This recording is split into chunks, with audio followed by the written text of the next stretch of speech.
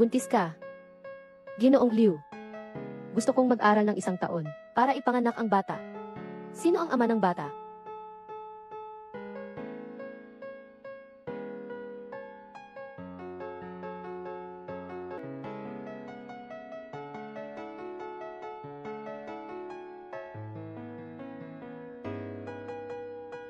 Hindi na kaya ng katawan ko.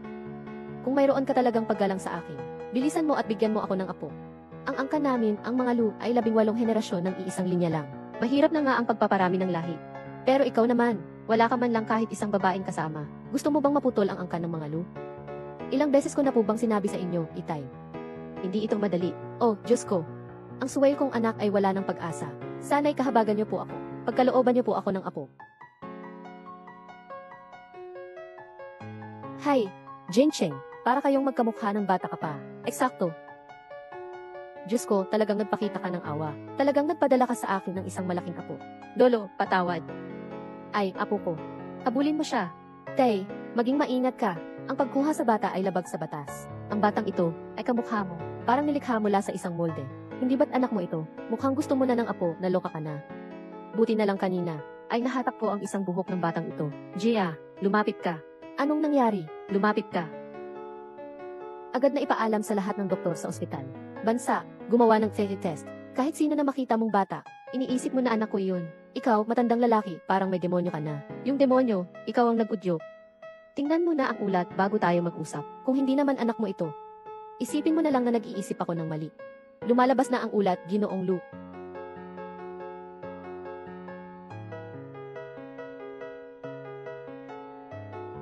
Talaga bang anak ko siya? Baka yung babae na iyon 7 taon na ang nakakaraan. Balik.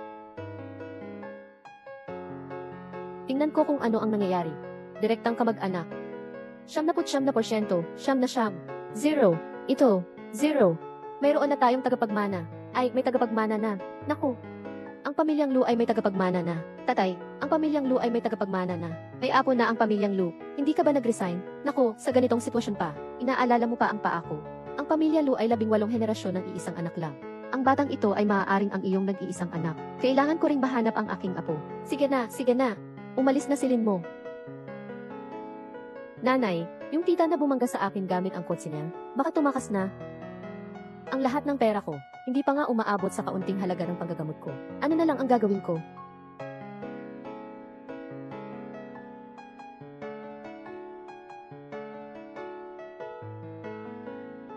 Sabi ni Lolo Lu, agad na isara ang ospital. Kalusin ang lupa. Dapat nating mahanap ang batang Ginoo.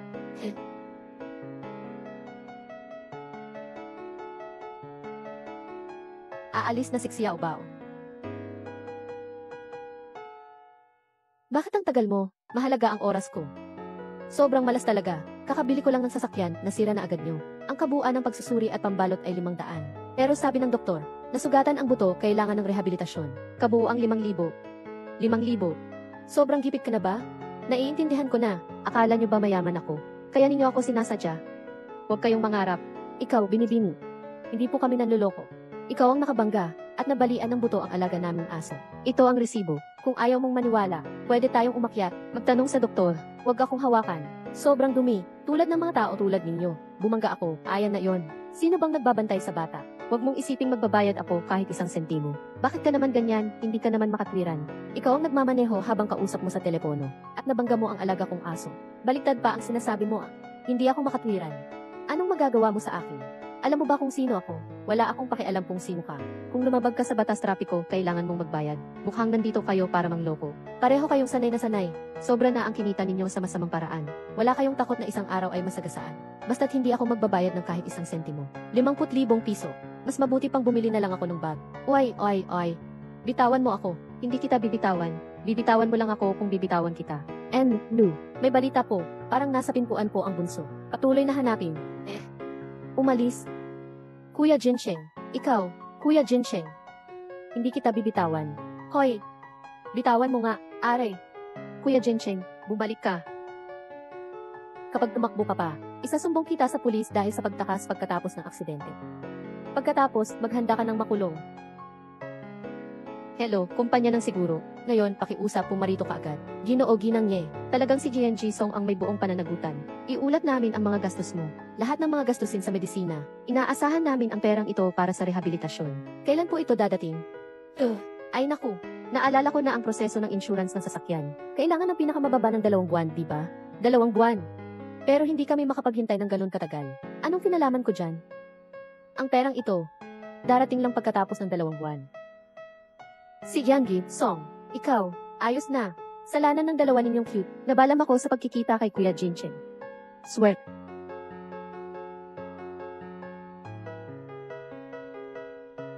Mommy, anong gagawin ko?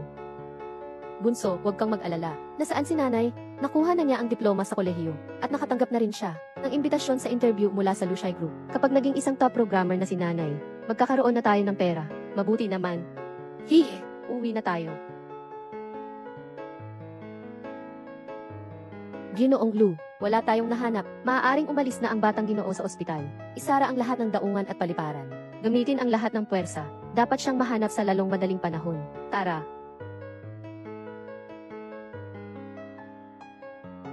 Narinig ko na ang pamilya Lu ang pinakamayaman sa Haichen. Nahanap na nila ang kanilang batang Ginoo. Naghahanda na silang umuwi. Ang pamilyang Lu ay ang pinakamayaman. Hindi na maghihirap ang batang Ginoo. Kakatanggap lang namin ng abiso. Kailangan ng isang tao, ang posisyon ng sekretarya ng Pangulo. Kahit na hindi ito tugma sa iyong propesyon. Ngunit ang buwan ng sahod ay 8,000. Huwag kang mag-alala. Natural akong talagang para sa pagiging sekretarya. Subukan natin ng ilang araw. Sekretarya Song, ito ang bagong sekretarya. Ishenshen, samahan mo ako saglit. Ang malas naman, nagkita pa tayo ulit. Ikaw pala. Pero kailangan ni Xiao Bao ng pera para sa therapy. Kailangan kong mapanatili ang trabahong ito. Kalihim Song. Nung araw na iyon, talagang ito ay isang pagkakaintindihan. Ngayon ay nag-aalayo si Emma Lu kay Gi. Ano? May anak si Kuya Jincheng. Assistant Gi. Ay, sabi mo, 6 na taong gulang na bata. Ano ang itsura? Sa ganitong edad, gusto nilang magtanong kung bakit. Sobrang cute, lalo na ang anak ko. Hindi lang siya gwapo, kundi sobrang talino rin.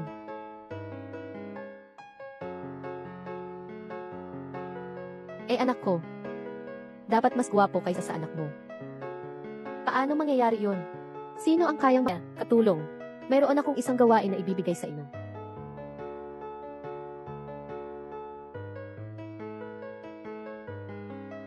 Boss, nagkamali ka ng pagkaintindi. Hindi ako nagbibenta ng katawan, kundi ng talento. Yeah, katulong. Sobra ka namang mataas ang tingin sa sarili mo. Kahit na bumili ako ng katawan, hindi ako bibili ng katulad mo. Paalala sa lahat ng tindahan ng damit pambata, nandito si Ginoong Lu para bumili ng damit para sa batang Ginoo. Lahat ng pinakabagong estilo. Sapat na to para makabawi ang anak ko. Anong sinasabi mo dyan? Sinasabi ko, maganda ang panlasa ni Lu. Napakaganda ng mga damit na ito. Ito ay para sa iyong anak. Naku, wag na po. Napakamahal po nito. Ang mga bagay na ibinibigay ko ay hindi na maibabalik pa. Mag-swipe ng card. Maari itong ibalik. Pasensya na. Ito ay mga customized na item. Hindi ito maibabalik. Umaasa na maibabalik pa ang damit para makakuha ng pera para sa rehabilitasyon ni Xiao Bao. Hindi pala mapapantayan ang shortcut. Xiao Bao, nasa trabaho pa ang nanay mo. Uwi rin siya agad. Assistant Yi, mag-isa lang ang anak mo sa bahay? Siya, may sakit. Kamakailan lang, hindi ako pumunta sa paaralan. Kung ganoon, dalhin mo siya sa kumpanya bukas. Salamat, Ginoong Lu. Sakto, matututo rin ako kung paano makisalamuha sa isang 6 na taong gulang. Napakaganda. Ganun. Bukas, si Little Treasure, hindi na kailangang mag-isa sa bahay. Little Treasure, magtratrabaho na si Mommy. Mag-isa ka na lang dito at manood ng cartoons. Ayos lang ba? Huwag mag-alala, Mommy. Dito, pwede tayong mag-charge ng kuryente at mag-internet. Puro puti. Paninindigan kong hindi ako maglalayo. Halikan mo naman ako. Susunod. Assistant Yi, ang cute naman ng baby mo. May mangga ako rito. Gusto niya ba? Salamat. Pero allergic siya sa mangga. Walang anuman. Meron pa akong strawberry cake. Nasa ref sa pantry. Kukunin ko ito mamaya para sa kanya. Salamat.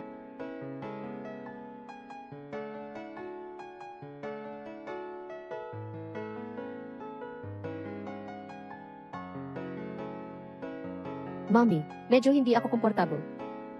Anong nangyari sa iyo? Kumain ka ba ng mangga? Hindi. Kumain lang ako ng strawberry cake na ibinigay ng tiyahin. Bata. Ishengsheng. Hindi ba alam na bawal maingay sa lugar ng trabaho? Hindi ba pwedeng mag-ingay? Masyadong maingay. Magiging maayos pa ba ang trabaho natin? Narito tayo sa opisina. Hindi ito lugar para sa mga nanay na tulad mo, na nagdadala ng mga bata para maglaro. Pasensya na. Lumabas tayo at mag-usap. Sige. Anong silbi ng paghingi ng tawad? Talagang isang cute na walang magulang na nagtuturo. Walang asal. Ang anak ko ay hindi cute. Nakita ko na ang iyong mga dokumento sa trabaho. Ikaw ay walang asawa. Ang cute na bata na ito. Wala siyang ama. Sekretarya Song, pakiusap, mag-ingat ka sa iyong mga salita. Sinabi ko lang ang totoo. Kung hindi siya cute na bata, sino ang sabi mo ang kanyang ama?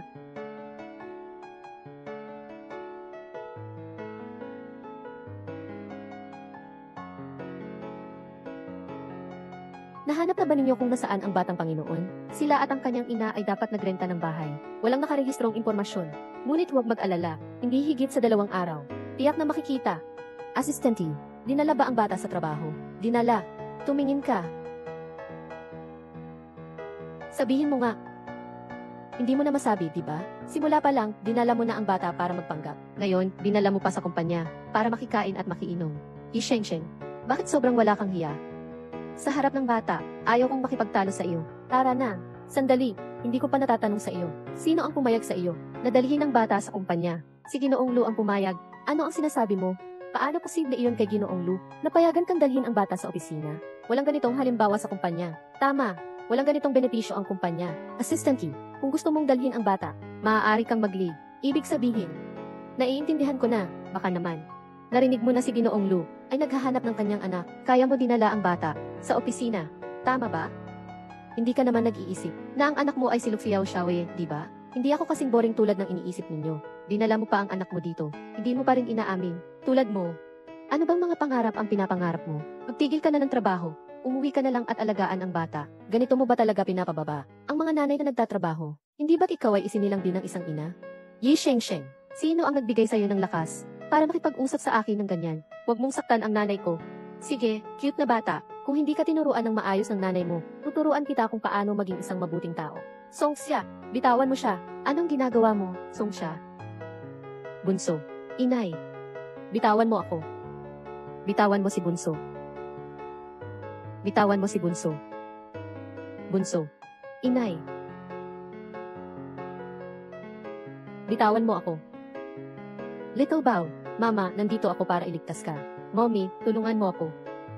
Ishengsheng, bakit ka nagmamadali? Hindi naman ito isang parusa. Ngayon mo lang nalaman kung gaano kahirap maging nanay sa trabaho, di ba? Kailangan mong dalhin ang bata pa uwi. Ano nang ginagawa mo rito sa kumpanya? Ginugulo mo lang ang kumpanya. At ikaw, isang babaeng walang asawa pero may anak na. Isang babaeng walang disiplina. Talagang malas ako. Songsya, ibigay mo sa akin ang card. Buksan mo ang pinto. Kung may problema, sa akin ninyo ibuhos. Huwag ninyong pahirapan ang anak ko. Hindi ko na rin mabuksan ngayon. Sige nga, hayaan na natin ang cute na iyon, na magsisimula roon sa loob. Mommy, saklolohan mo ako. Inay, tulungan mo ako. Bunso. Inay. Bunso, hindi ka na makahinga? Bunso. Huminga ka ng malalim. Bunso. Bitawan mo ako. Xiaobao. Kayo dalawa, kontrolin niyo siya. Xiaobao. Bitawan niyo ako. May allergy ang anak ko. Kung hindi ito maagapan, mawawalan siya ng hininga. Kahit na talagang mamatay siya, ano ang kinalaman natin dito? Hindi mo ba tinitingnan kung ano ang iyong katayuan? Ang Lu Group, maaari bang makapasok dito ang isang maliit na cute na tulad niya? Bitawan mo ako.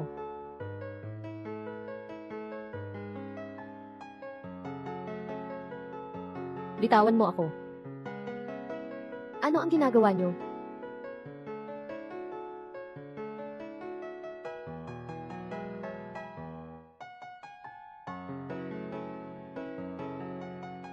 Tulungan niyo si Xiaobao. Direktor Lu, tulungan mo ako. Tulungan mo si Xiaobao. Papunta na ako. Xiaobao. Xiaobao. Xiaobao, gising. Huwag mo akong takutin, Xiaobao. Ano ito? Allergic reaction siya. Walang anuman, may gamot ako sa allergy. Papasok mo ito sa kanya. Lin mo, maliit na bituin. Maliit na bituin. Huwag kang mag-alala, ito ay espesyal na gamot. Mabilis itong mag-epekto. Salamat, tingnan mo, panatag na ang paghinga, at mamamaga na rin ang mukha. Salamat po, Yun Ai Lu. Salamat po, Yun Ai Lu. Kailangan ba talaga? Grabe naman ang reaksyon mo. Hindi ko pa nga alam kung nagpapanggap lang ba siya.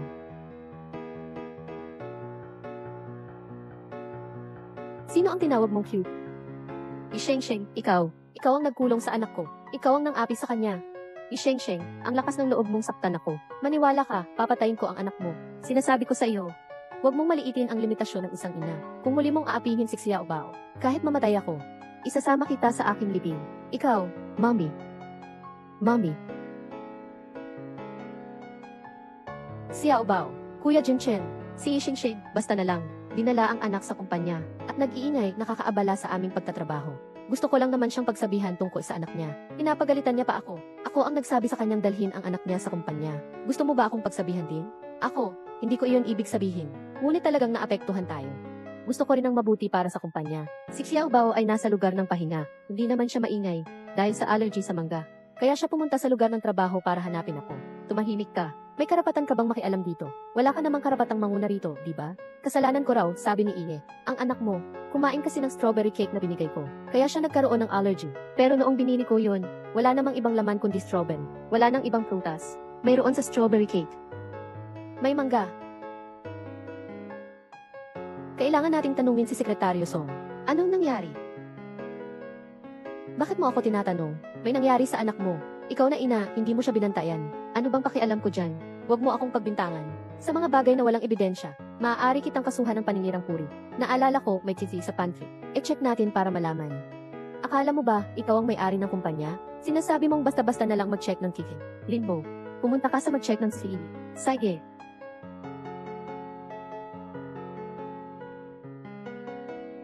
Song Xia, inabuso mo ang bata. Halos nagkaroon ng insidente sa kumpanya.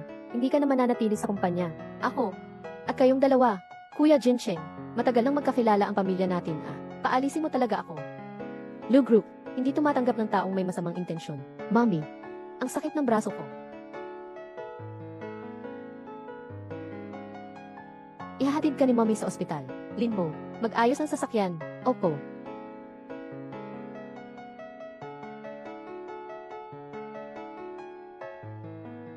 Dalawang araw na ito. Bakit wala pa ring balita? Chairman, huwag kayong mag-alala. Hintayin pa natin. May magandang balita rin naman siguro. Lolo, kumain ka na. Ayoko kumain. Sige na, anak, kumain ka na. Lahat may mga apo, pero ako wala. Nasaan na ba ang panganay na apo? Ikaw pa lang ang nakita ng maliit na Ginoo. Kahit makita ko pa ulit siya, hindi ko na siguro makikilala. Sino ang nagsabing hindi ko siya makikilala? Apo ko siya. Kahit na magana ang mukha niya na parang baboy, makikilala ko pa rin siya. Doktor. Doktor, tulungan ninyo ang anak ko. Doktor. Doktor, tulungan ninyo ang anak ko. Anong nangyari sa anak ninyo? Kawawa naman ang bata. Bakit namamaga ang mukha niya na parang baboy? Allergic siya sa mangga. At may mga sugat pa. Sirang braso. Bakit ka naman naging pabaya? Kakahiya naman. Ang bait-bait naman ng batang ito. Bakit hindi mo siya inasikaso? At saka, bakit siya lang mag-isa ang pumunta? Nasaan ang tatay niya? Bakit hindi sumama? Sobrang walang responsibilidad naman. Kung apo ko ito, ilan kaya ang tao? Nadadalhin siya sa palad. Siyempre naman. Siyempre naman. Nasaan na ba ang apo ko? Tagapangulo. Tagapangulo. Tagapangulo. Doktor. Doktor. Kamusta na siya ngayon, doktor? Nakapag-inom siya ng allergy medicine ng maaga. Wala namang seryosong problema. Nabawasan na ang pamamaga ng mukha. Kanya na lang ang braso. Ano na nangyari sa braso? Paulit-ulit na nasaktan ang braso. Mas malala na ngayon. Doktor, kailangan niyo siyang tulungan. Ganito ang kanyang kalagayan. Tanging ang direktor lang ang makapagpapagaling. Nandyan ba ang direktor? Direktor, si Kusheng sa orthopedic. Nasa orthopedic siya ngayon. Nagmamalasakit siya sa isang kilalang tao. Ay naku. Bumaba na ang iyong presyon ng dugo. Huwag ka nang magalit ng ganyan muli. Paano ako hindi magiging masigla? Hanggang ngayon, itong mga ulo na ito, hindi pa rin natagpuan ang aking apo. Hindi ko alam kung ano ang ginagawa niya ngayon. Baka nahihirapan siya. Mayroon ng ipinadala na tao para maghanap. Okay na yun. Radyo, telebisyon, pahayagan, network ng media. Ipalaganap niyo lahat ito. Sino ang makakatulong na mahanap ang apo? Aakuin ko siya ng gantimpala. Hindi. Lahat. Lahat. Tatay, susunod kami sa inyo. Huwag kayong magalit. Bawat guhit. Tama, tatay. Anak ng mga empleyado ng kumpanya. Muntik na silang mapahamak kanina. Dahil wala na po kayong kailangan sa akin. Aalis na po ako. Mang Juan, anong oras na ba? May gana pa siyang pakialaman ang mga anak ng iba. Hindi ba ito ay isang pasaway? Pasaway, gusto ko ang aking apo. Hoy, Laoli. Napanood mo ba ang Asian Cup kahapon? Ang pangit ng laro. Ako ang maglalaro. Mas magaling pa akong tumira kaysa sa kanya. Totoo yan. Ano ba? Bukas, mag-ayos tayo sa field ah. CJ, tayo ang maglalaro. Siguradong mas magaling tayo kaysa sa kanya. Ay, ito ang ospital. Maaari bang bawasan ang ingay? Sobrang maingay. Kung maingay ka, pumunta ka sa pribadong kwarto. Wala akong pera. At may mga sakit ng prinsesa pa. Ngayon, may isang anunsyo. Ang pinakamayamang pamilya sa Haicheng, ang pamilyang Lu ay may tagapagmana. Kasalukuyang pinaghahanap sa buong lungsod ang batang master. Sana'y makipag-ugnayan. Agad sa pamilyang Lu ang mga nakakaalam. May malaking gantimpala. Akala niya ang anak niya ay ang batang master ng mayamang si Lu. Ang arte naman. Anong klaseng pananalita yan? Yay, katulong. Boss. Yay, katulong. Boss. Bakit ka nandito? Ito ang anak ni Yay, katulong. Mas cute ang anak ko kaysa sa kanya. Labas ka sandali.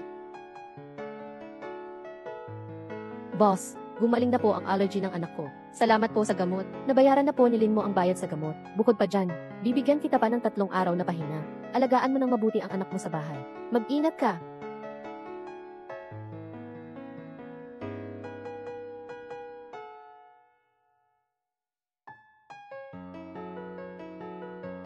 Wow. Boss, pasensya na. Ako, hindi ko sinasadya. May kailangan pa akong gawin, kaya aalis na ako. Paalam, boss. Mag-ingat ka sa pag-alis.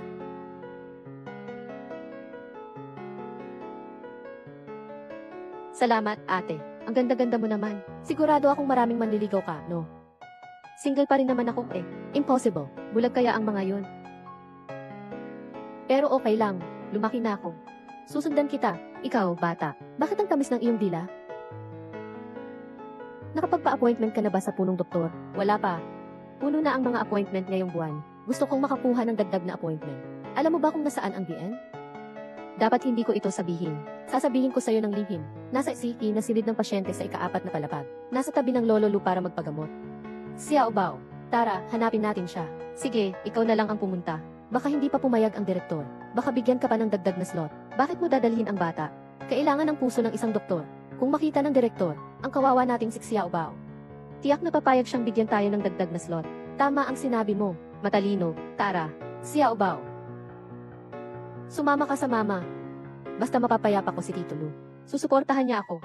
Siguradong tutulungan ako ni Kuya Jinchen. Pwede ba akong bumalik sa trabaho? Gino, miss, narito ang AFE na silid. Bawal ang mga hindi pinahintulutan. Pasensya na. Gusto ko lang sanang makita ang direktor. Maaari mo ba akong tulungan na ipaalam ito? Ang direktor ay tinatrato ang aming chairman. Pakisabi na umalis ka agad. Ang kamay ng anak ko. Tanging ang direktor lang ang makakapagpagaling. Kung hindi kayo makapag-ugnayan, nandito lang ako, okay lang. Tinitiyak kong hindi ako makakaabala sa chairman. Anong karapatan mong maghintay dito? Ikaw na naman. Yishengsheng. Tingnan mo nga, ang sarili mong katayuan. Ang doktor ay nasa loob at ginagamot ang ama ni Lu. Ang buhay ng anak mo. Makakapareho ba sa ama ni Lu? Ano bang pakialam mo?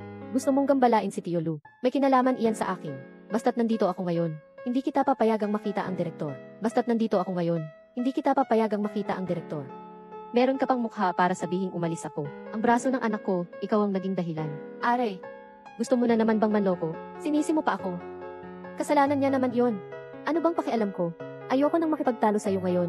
Umalis ka sa daan ko. Sabi ko, nandito ako ngayon, kaya hindi kita hahayaang makita ang dian. Sinabi ko na rin sa iyo, kung hindi ko makikita ang dian ngayon, hindi ako aalis. Yishengsheng, magmamatigas ka ba? Kayong dalawa, ano pang ginagawa ninyo dyan?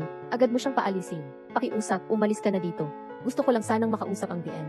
Aalis na ako agad. Yishengsheng, hindi mo ba naiintindihan ang sinasabi ko? Agad kang umalis, walang kwentang inutil. Talaga bang hindi sila nag-effort na hanapin ang apo ko? Ginoong Lu, nahihirapan na ang iyong presyon ng dugo. Sige, huwag ka nang masyadong magalit. Kung hindi, madaling, dugo sa utak. Hindi ko alam kung stable ang presyon ng dugo ko. Hindi ko mahanap ang apo kong lalaki. Hindi ko alam kung mabubuhay pa ako. Sinasabi ko sa inyo, kung mapapagod niyo ako ang unang dadalhin ko kayo. Pagdating doon, ipagpatuloy mo akong gawing personal na doktor. Ay, huwag. Wala akong ginawang masama sa'yo. Gusto kong makausap ang direktor.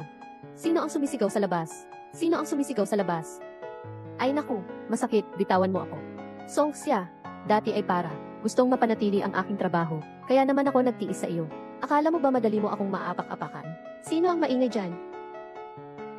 Hindi ba alam na ang chairman ay nangangailangan ng katahimikan para makapagpahinga? Tiyuzhang, Itong babaeng ito ay nakagambala sa pahinga ni Tio Lu. Nagmangahas pa siyang manakit sa akin. Kakaumpisa ko lang sana na ihiwalay siya. Ginoong Direktor, pakiusap, tingnan niyo po ang anak ko. Malubha ang sugat sa kamay niya. Sabi ng punong manggagamot, ikaw lang daw ang makakapagamot. Pakisuyuan ko po, tulungan niyo po ako. Sheng, hanggang kailan ka pa mag-ingay? Direktor, huwag mo siyang pansinin. Ang babaeng ito, puro kasinungalingan ang sinasabi. Ituon mo na lang ang pansin mo sa paggamot kay Lolo Lu. Direktor, pakiusap, tingnan niyo. Ang anak ko ay napakabata pa. Hindi siya dapat magkaroon ng kapansanan. Wala nang ibang bagay dito, Ginoong Lu. Ito ang batang ito, di ba? Sige, sumunod ka sa akin. Salamat, Direktor. Direktor, hindi mo pwedeng iwanan si Tio Lu dahil lang sa dalawang ito. Nakalimutan mo na ba kung kaninong ospital ito? Si Tio Lu ang amo mo. Si Tio Lu ang amo mo. Ikaw, Director. Kung dahil lang sa iba, nakapagpabagal sa kondisyon ni Tio Lu. Kaya mo bang akuin yan? Hindi ko papayagang gamutin mo ang kanyang anak. Ito, Sheng, hindi mo ba tinitingnan ang sarili mo? Ano ba talaga ang katayuan mo? Gusto mo pang ipagamot sa direktor ang anak mo?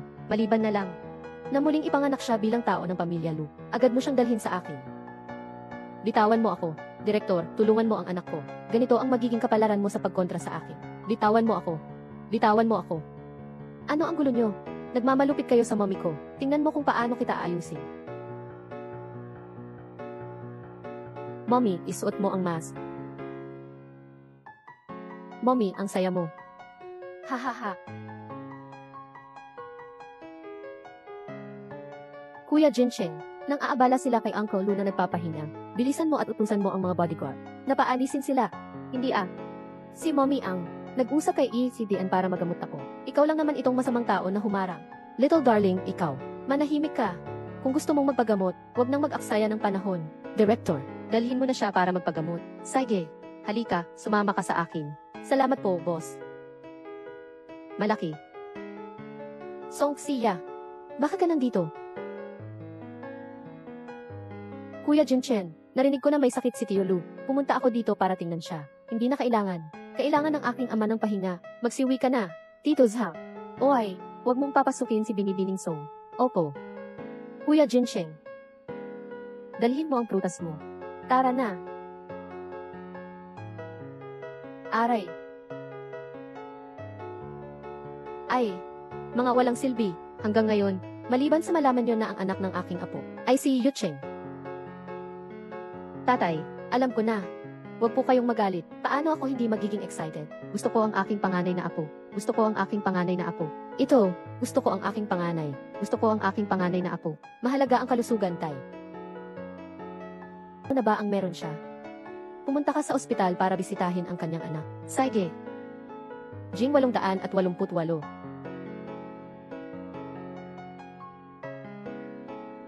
Director Lu. Matagal na kitang hinihintay. Naku, bakit ngayon ka lang? Tara na. Mabuti sana't may importante kang sasabihin sa akin. Siyempre, may importante akong sasabihin. Maaari mo bang ipabalik si Song Sia sa kumpanya? Magkaibigan ang mga pamilya natin noon pa man. Ikaw at ang nawawalang kapatid kong babae ay nagkaroon pa ng kasunduan sa pag-aasawa. Kaya para sa akin, parang kapatid ko na rin ang asawa mo. Bigyan mo ako ng konsiderasyon. Bigyan mo siya ng isang pagkakataon. Sinabi mo rin naman kanina, ang aking mapapangasawa, iyan ang nawawalang kapatid mo na babae. Hindi si Song Sia. Wawalan ka rin ng trabaho balang araw. Ngunit parang naaalala ko na ang naalis sa trabaho ay ikaw, di ba? Huwag mong isipin na dahil wala ako sa Lu Group, ay maaari mong akitin ang kapatid kong si Jinche. Sa mga mayayamang pamilya, mahalaga ang pagkakapareho ng estado. Tulad mo na nagmula sa mahirap na pamilya, tiyak na hindi ka bagay sa kanya. Bagay ka. Pero kahit ang boss, hindi ka naman pinansin. Sheng, binabalaan kita. Lumayo ka sa aking kapatid na si Jinche. Malapit na kaming ikasal. Waiter, kung muli mong susubukang manukso sa aking kapatid na si Jinche, hindi kita patatawarin ng gusto na magkaroon ng anak. Maaari rin akong magkaanak para sa umayos ka.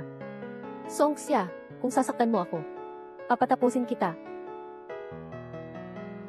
Hindi ba't ayaw na sa'yo ng amo mo?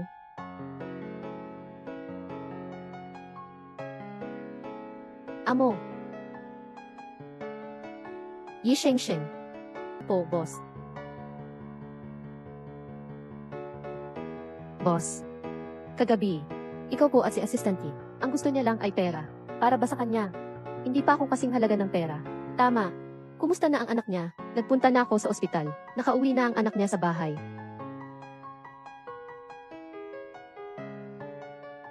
Chairman, sumasakit po ang ulo ko. Huwag ka nang magsalita. Kinakausap ko ang apo kong lalaki. Oh, okay lang ba ito? Siya ang dugo ng angka ng Lu. May quantum entanglement kami. Ano ito? Way, huwag kang gumalaw. Ito ang apo kong lalaki. Aking apo. Pare, sabihin ko sa iyo. Aking apo. Sobrang ganda ng itsura. Iintindihan ko na. Sino? Yiyuchin. Ay isa sa mga pasyente ko. Isang bata. 6 na taong gulang na. Ang kanyang kamay ay nabali. Lolo, patawad po. Siya ang apo kong labis kong inaasam-asam.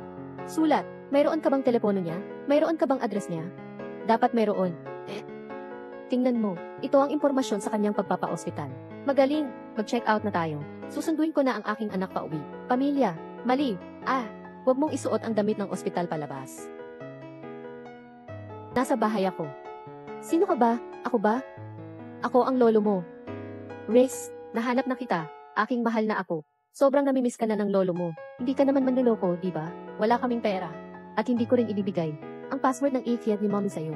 Matalino ka rin, ha? Alaynan, ito ay lahi ng pamilya Lu.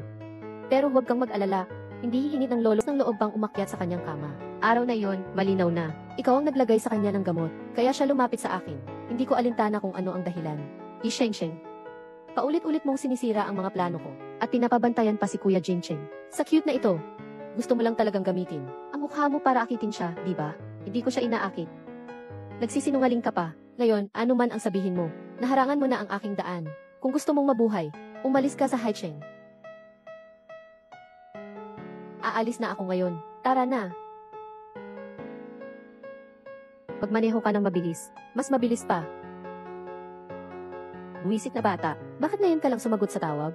Nakita ko na ang aking apo. Pero siya ay nasa panganib na yon. Nabayaran ako ng depreciation fee. Nang pumasok ako sa bahay na ito. Ganito na lang kaluma. Bakit ako pa ang magbabayad? Wala akong pakialam. Ayaw mo naman bayaran, okay lang. Kung ganoon, ang iyong alaga, si Minghui, ay luluhod at magpapaumanhin sa akin. At saka ko lang kayo palalayasin. Song siya, napakawalang hiya mo naman. Kaya talo tayo. Sige, siya sa atin mo siya. Lahat ng mahahalagang bagay sa kanya, ibigay mo sa akin. Anong ginagawa ninyo? Bitawan mo. Bitawan. Bitawan mo ako. Ang masamang lalaking, luluhod ako para sa iyo.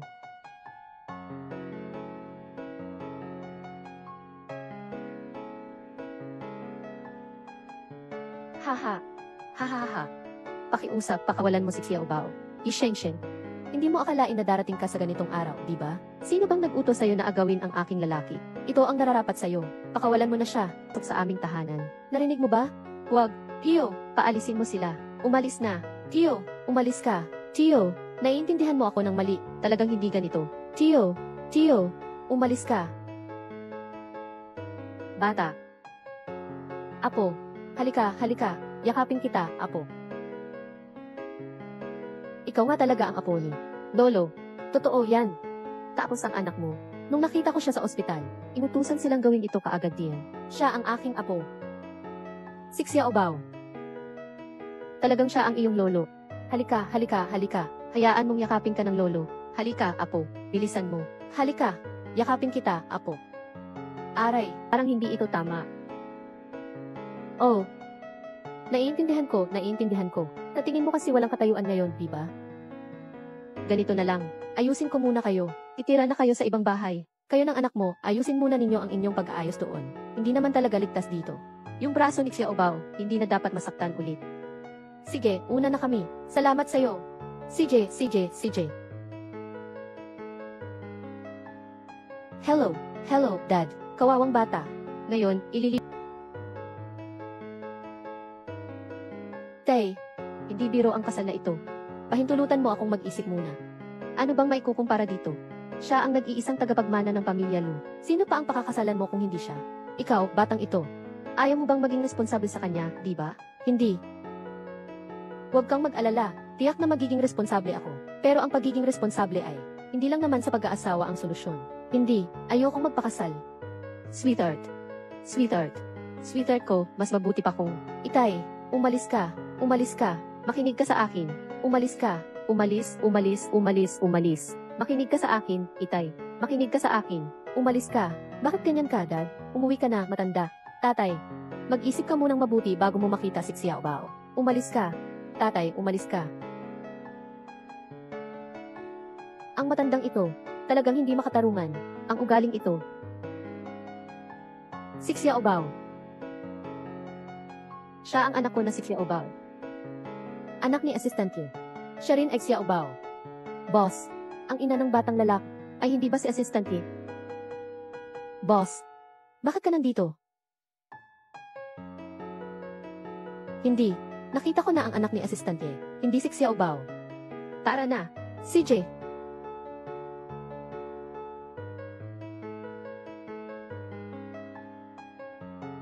Araw.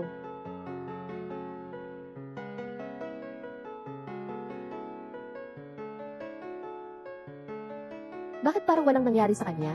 Parang walang nangyari. Assistant Yi, salamat sa pagliban mo kahapon. Salamat din sa pagbalik para sa akin. Walang anuman.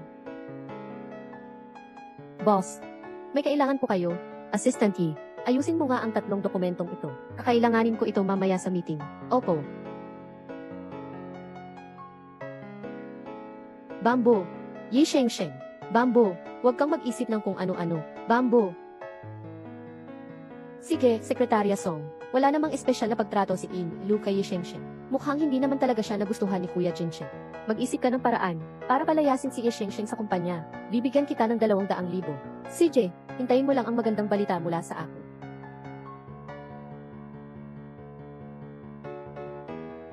Ayos na.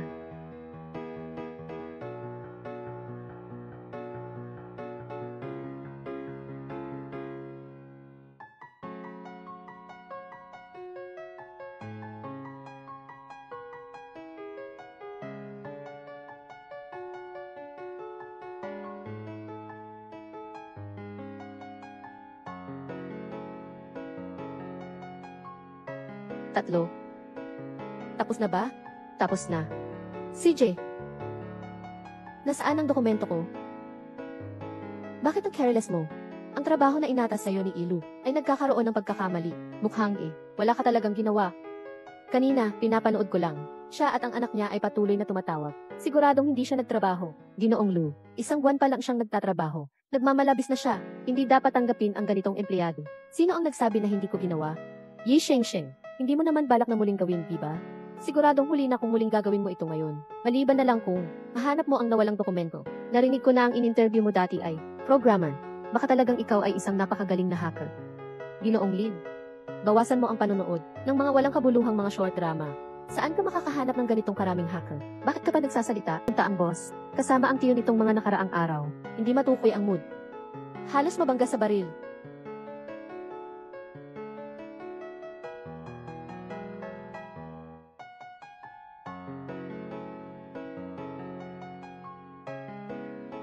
Mag-ingat.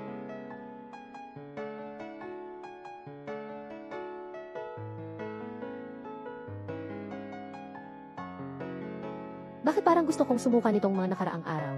Sumasakit ang tiyan ko. Siguro mas mabuting magpatingin ako sa ospital. Yi Shengsheng. Ganito ba talaga ako kadiri? Siyempre, hindi naman. Gwapo ka kaya. Mayaman pa. Ang gaganda pa ng pangangatawan mo. Ilang babae kaya ang nangangarap sa'yo? Talaga namang kailangan pa ring lokohin ang mga lalaki.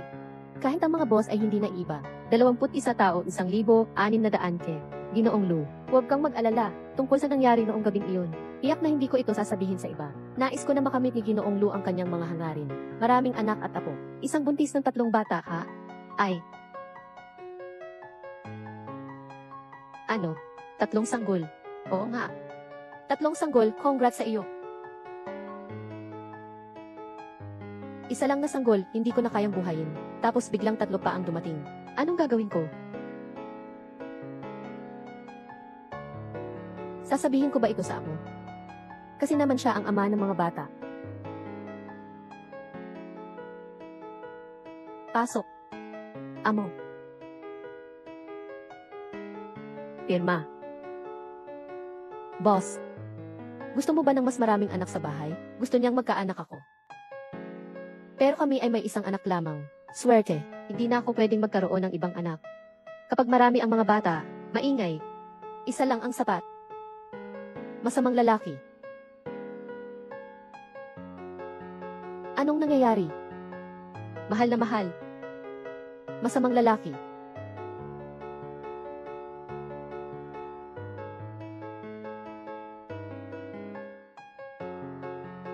Mamaya, may meeting si Ginoong Lu. Ipakopya mo ito ng 10 kopya. Naiintindihan.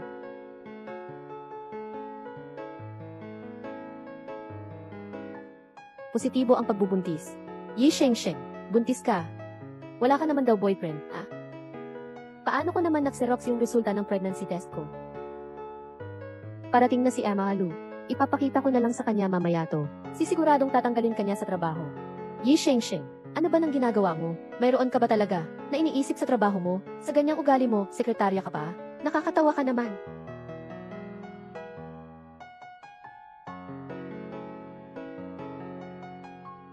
Pasensya na po. Ako nga po ang may kasalanan. Pagkakamali sa trabaho, hindi na ito maulit. Anong silbi ng paghingi ng tawad? Sa susunod, sino ang bibigyan ka ng pagkakataon sa susunod? Pagkatapos, ipapaliwanag ko kay Ginoong Lu. Gagawa ako ng pagsusuri. Tungkol sa kung magkakaroon ba ng susunod. Hindi ikaw ang masusunod. Magsisipagsisi ka pa? Sa tingin ko, mas mabuting umuwi ka na lang. Dahil lang sa isang maliit na bagay. Pinagpaalis niyo na siya. Bakit? Maliit na bagay yun. Maaari ko bang itanong sa inyong lahat, mayroon bang umaasta ng kasing kahangalan niya? Ang kanyang pribadong buhay ay napakawalang disiplina. At may gana pa siyang manatili sa kumpanya. Umuwi ka na lang at magkaanak. Isang pagkakamali ko ito sa trabaho. Pero, hindi ito dahilan para pag-atakehin ninyo ako. Wala itong kinalaman sa aking pribadong buhay at trabaho. Wala kayong karapatang manghusga sa akin. Ang kapal ng mukha mo talaga. Hindi mo alam kung sino ang nakabuntis sa'yo. Gumagawa ka ng ganyang bagay, tapos nandito ka pa sa kumpanya. Tama, sino ba ang ama ng batang ito? Hindi naman siguro siya ang ama ng panganay, hindi ba? Sa mga tao tulad mo na walang disiplina sa buhay, na sobrang mahilig sa kalokohan, baka may sakit ka, talagang nag-aalala akong mahawa kami. Tama, hintayin na lang natin si Ginoong Lu. Pinakaayaw ko ang mga tao na walang disiplina sa kanilang pribadong buhay. Hintayin mo siya, siguradong papatalsikin ka niya. Anong ginagawa ninyo? Diagnosis. Ikaw ay buntis. Kaya pala, 0 balik, dahil dito. Ginoong Lu, yung mga tao na katulad niya na walang disiplina sa buhay, hindi ba dapat tanggalin? Nga, kakasimula lang sa trabaho, buntis na. Talagang walang hiya ang mga taong ganito. Dapat siyang tanggalin. Kung hindi, lahat ng papasok sa kumpanya ay gagayahin siya. Anong klaseng kumpanya na iyan? Hindi pwedeng tanggalin ang mga buntis sa kumpanya. Kaya dapat ilipat na lang siya. Narinig ko na kulang ang tao sa bodega. Saktong-sakto, ikaw na ang pumunta. Sa bodega, puro maruming trabaho at mabibigat na gawain. Bakit naman kailangan si Shengsheng ang ipagawa? Sa tingin ko, siya ang tamang tao para dito. ID ng trabaho.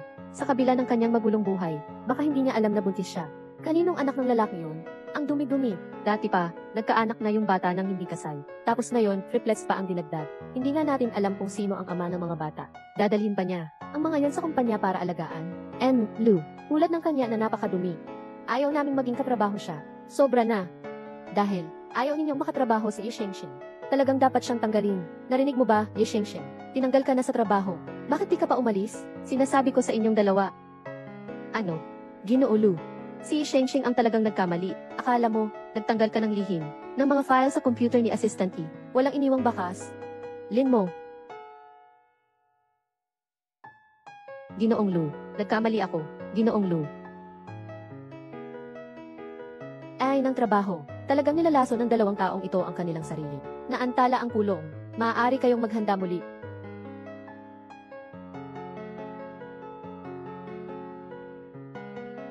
Huwag kang umalis. Shengsheng. Walang anuman, huwag mag-alala. Wala ka bang gustong sabihin sa akin?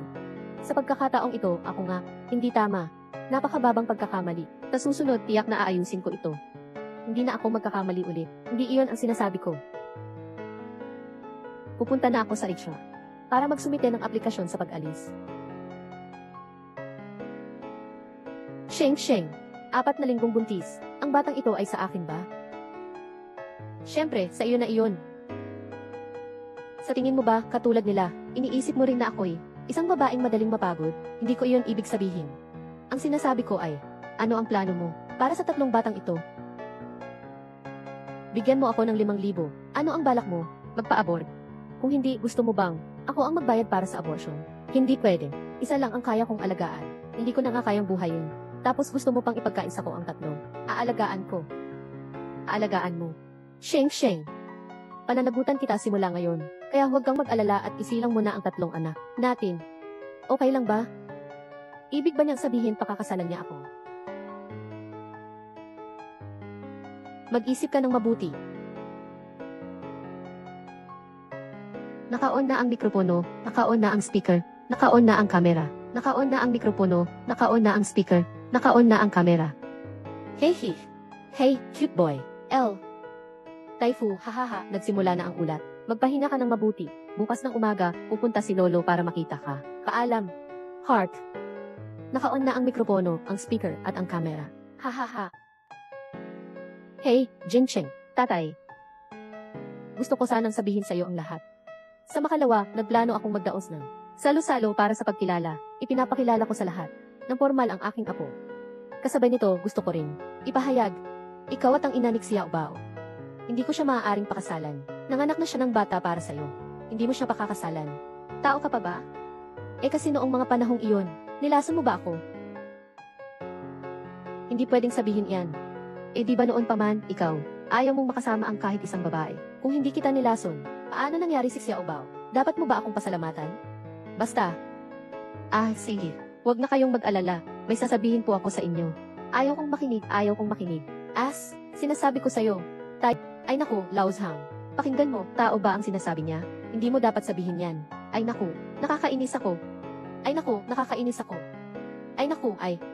You know, sinabi ng doktor, hindi dapat ma-stimulate ang chairman. Kung hindi, may panganib sa buhay. Ay naku. Tatay, chairman, huwag kang magalit. Ayaw mo akong maasar, okay lang. Ikaw, makipag-ugnayan ka kay Xiaowei. Ibibigay ko sa iyo ang WeChat niya. Mag-usap kayong dalawa, Ashu.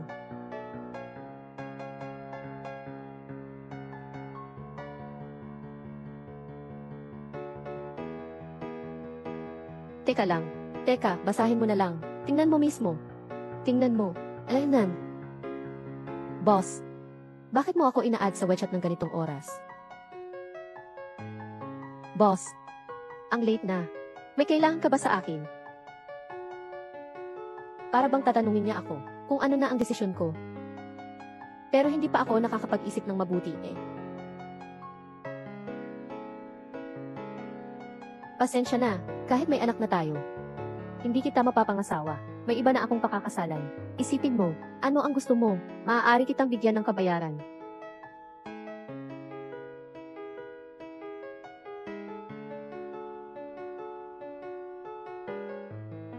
Boy, narinig mo na ba? Mag-aasawa na si Ginoong Lu. Totoo ba iyon? Siyempre totoo ito. Nagsalita na si Ginoong Lu. Nagsimula na ang paghahanda para sa kasal. Hindi ko alam kung sino ang bagong kasal. Sino ang makakapangasawa ni Ginoong Lu? Talagang swerte siya. Sinabi ni Ginoong Lu, siya ang ina ng batang lalaki. Tama nga. Ang pamilya Lu ay talagang mabait sa batang Ginoo. Ang kanyang ina ay may mataas na katayuan dahil sa kanya. Sheng, anong nangyari sa'yo? Wala, nasaktan lang ako ng kaunti. Walang anuman, mabuti na iyon. Sige, tayo na at umuwi. Akala ko siya ang pakakasalan. Ay ang ina ng kanyang anak.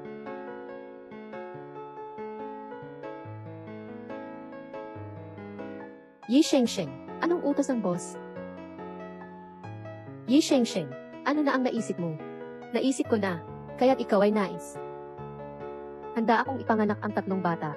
Tungkol sa suporta sa bata, hatiin natin ito, basta't ang boss ay magbibigay ng pera sa tamang oras. Yi Sheng, anong ibig mong sabihin? Huwag kang mag-alala, hindi kita guguluhin. Kapag naipanganak na ang bata, sapat na ang 1 beses sa 1 linggo para makita sila. Hindi pwede ang 1 beses sa 1 linggo. Kailangan 1 beses sa 1 buwan, tama ba? Hindi pwedeng mas matagal pa. Kailangan din ng mga bata ang presensya ng ama. Hindi ba't sinabi mo kahapon na hindi mo kayang buhayin ang 3 bata? Oo nga. Pero, nakalimutan kong sabihin sa iyo, nakipag-ugnayan sa akin ang tatay ni Xiao Bao. Magpapakasal na kami. Basta ang lolo ni Xiao Bao, lagi na lang sinasabing bibigyan niya ako ng posisyon. Hindi rin naman ito kasinungalingan.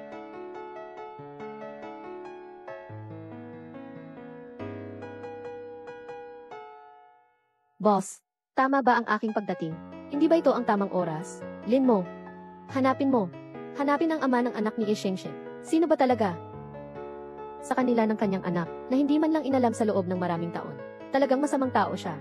Sasabihin pa niyang pakakasalan siya. Bulag na bulag siya. Hindi mo ba makita kung sino ang mas mahusay? Siyempre, ikaw ang mas mahusay. Chuansheng, kasaliksikin ko na ngayon. Mabilis ka.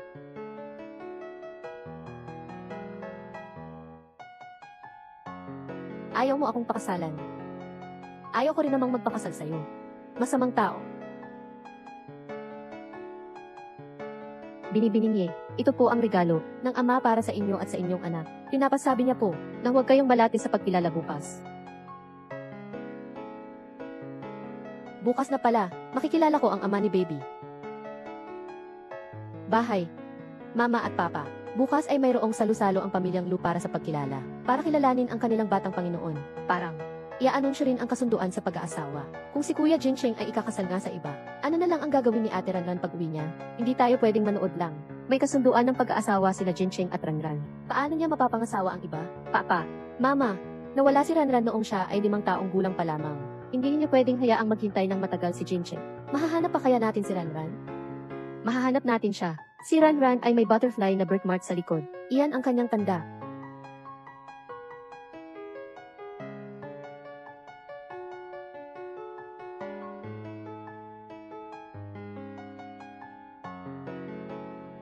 Mahal, dadaling kita para makilala ang tatay mo. Tara na!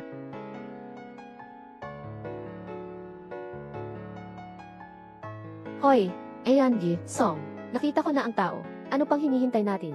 Di ba't dapat na nating itali siya? Humanap ng lugar para ibenta siya. Sa anumang paraan, hindi pwedeng makasali ang anak niya. Sa salo-salo sa pagkilala. Umalis ka.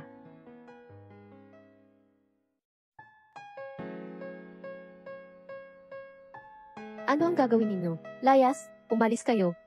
Bitawan ninyo ako. Umaayos kayo. Mommy. Xiao Bao. Xiao Bao. Bilisan mo, bata. Anak, anak. Hey, hey. Hey, hey. Kuya, yung babae ay umalis na sa kanyang sasakyan. Ako. O, ay report na lang natin sa pulis. Sa pulis? Tanga ka ba? Pag dumating ang mga pulis, siya ba ang hulihin nila? O tayo naman ang hulihin nila? Tanga. Ang galing-galing, hindi man lang magawa ang simpleng bagay na ito. Pati pala ang sasakyan ay ninakaw pa nila. Tara na. Oh. Siya, tara na. Lainan.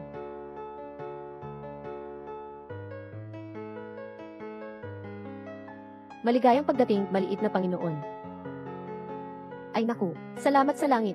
Buti na lang at wala kayong dalawa nangyari. Katatapos ko lang makatanggap ng tawag, nakatakot ako ng sobra. Yung 2 tao ay para kay Xiao Bao. Sa tingin ko, may kinalaman ito sa pagtanggap ng pamilya. Sino ang may lakas ng loob na kidnapin ang apo ko? Hintayin mo, mahuhuli ko sila. Sisirain ko ang mga buto nila. Ay naku, baby. Tingnan mo, butas na ang damit. Ganyan kasi. Dadaling ko si baby para palitan ng damit. Nasa loob ang anak ko. Hindi pa kayo nagkikita, di ba? Magpalakas ng samahan. Sige na, baby. Lolo, papalitan na kita ng damit. Huwag kang matakot sa balahibo. Huwag kang matakot sa balahibo. Nakita mo ba yung tripod? Doon. Yun ang proyekto ng pamilya Song at Lu. Ang aming pakikipagtulungan. Hishing-sheng. Anong ginagawa mo rito? Mama at Papa. Siya, yon. Kinuha ang fiance ni Ate Ranran.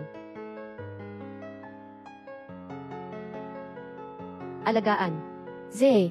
Xiao, parang ordinaryo lang naman ang itsura. Sino ang nagbigay sa iyo ng lakas ng loob na magnakaw ng kasintahan ng anak ko? Ano bang pinag-uusapan niyo? Anong ginagawa mo?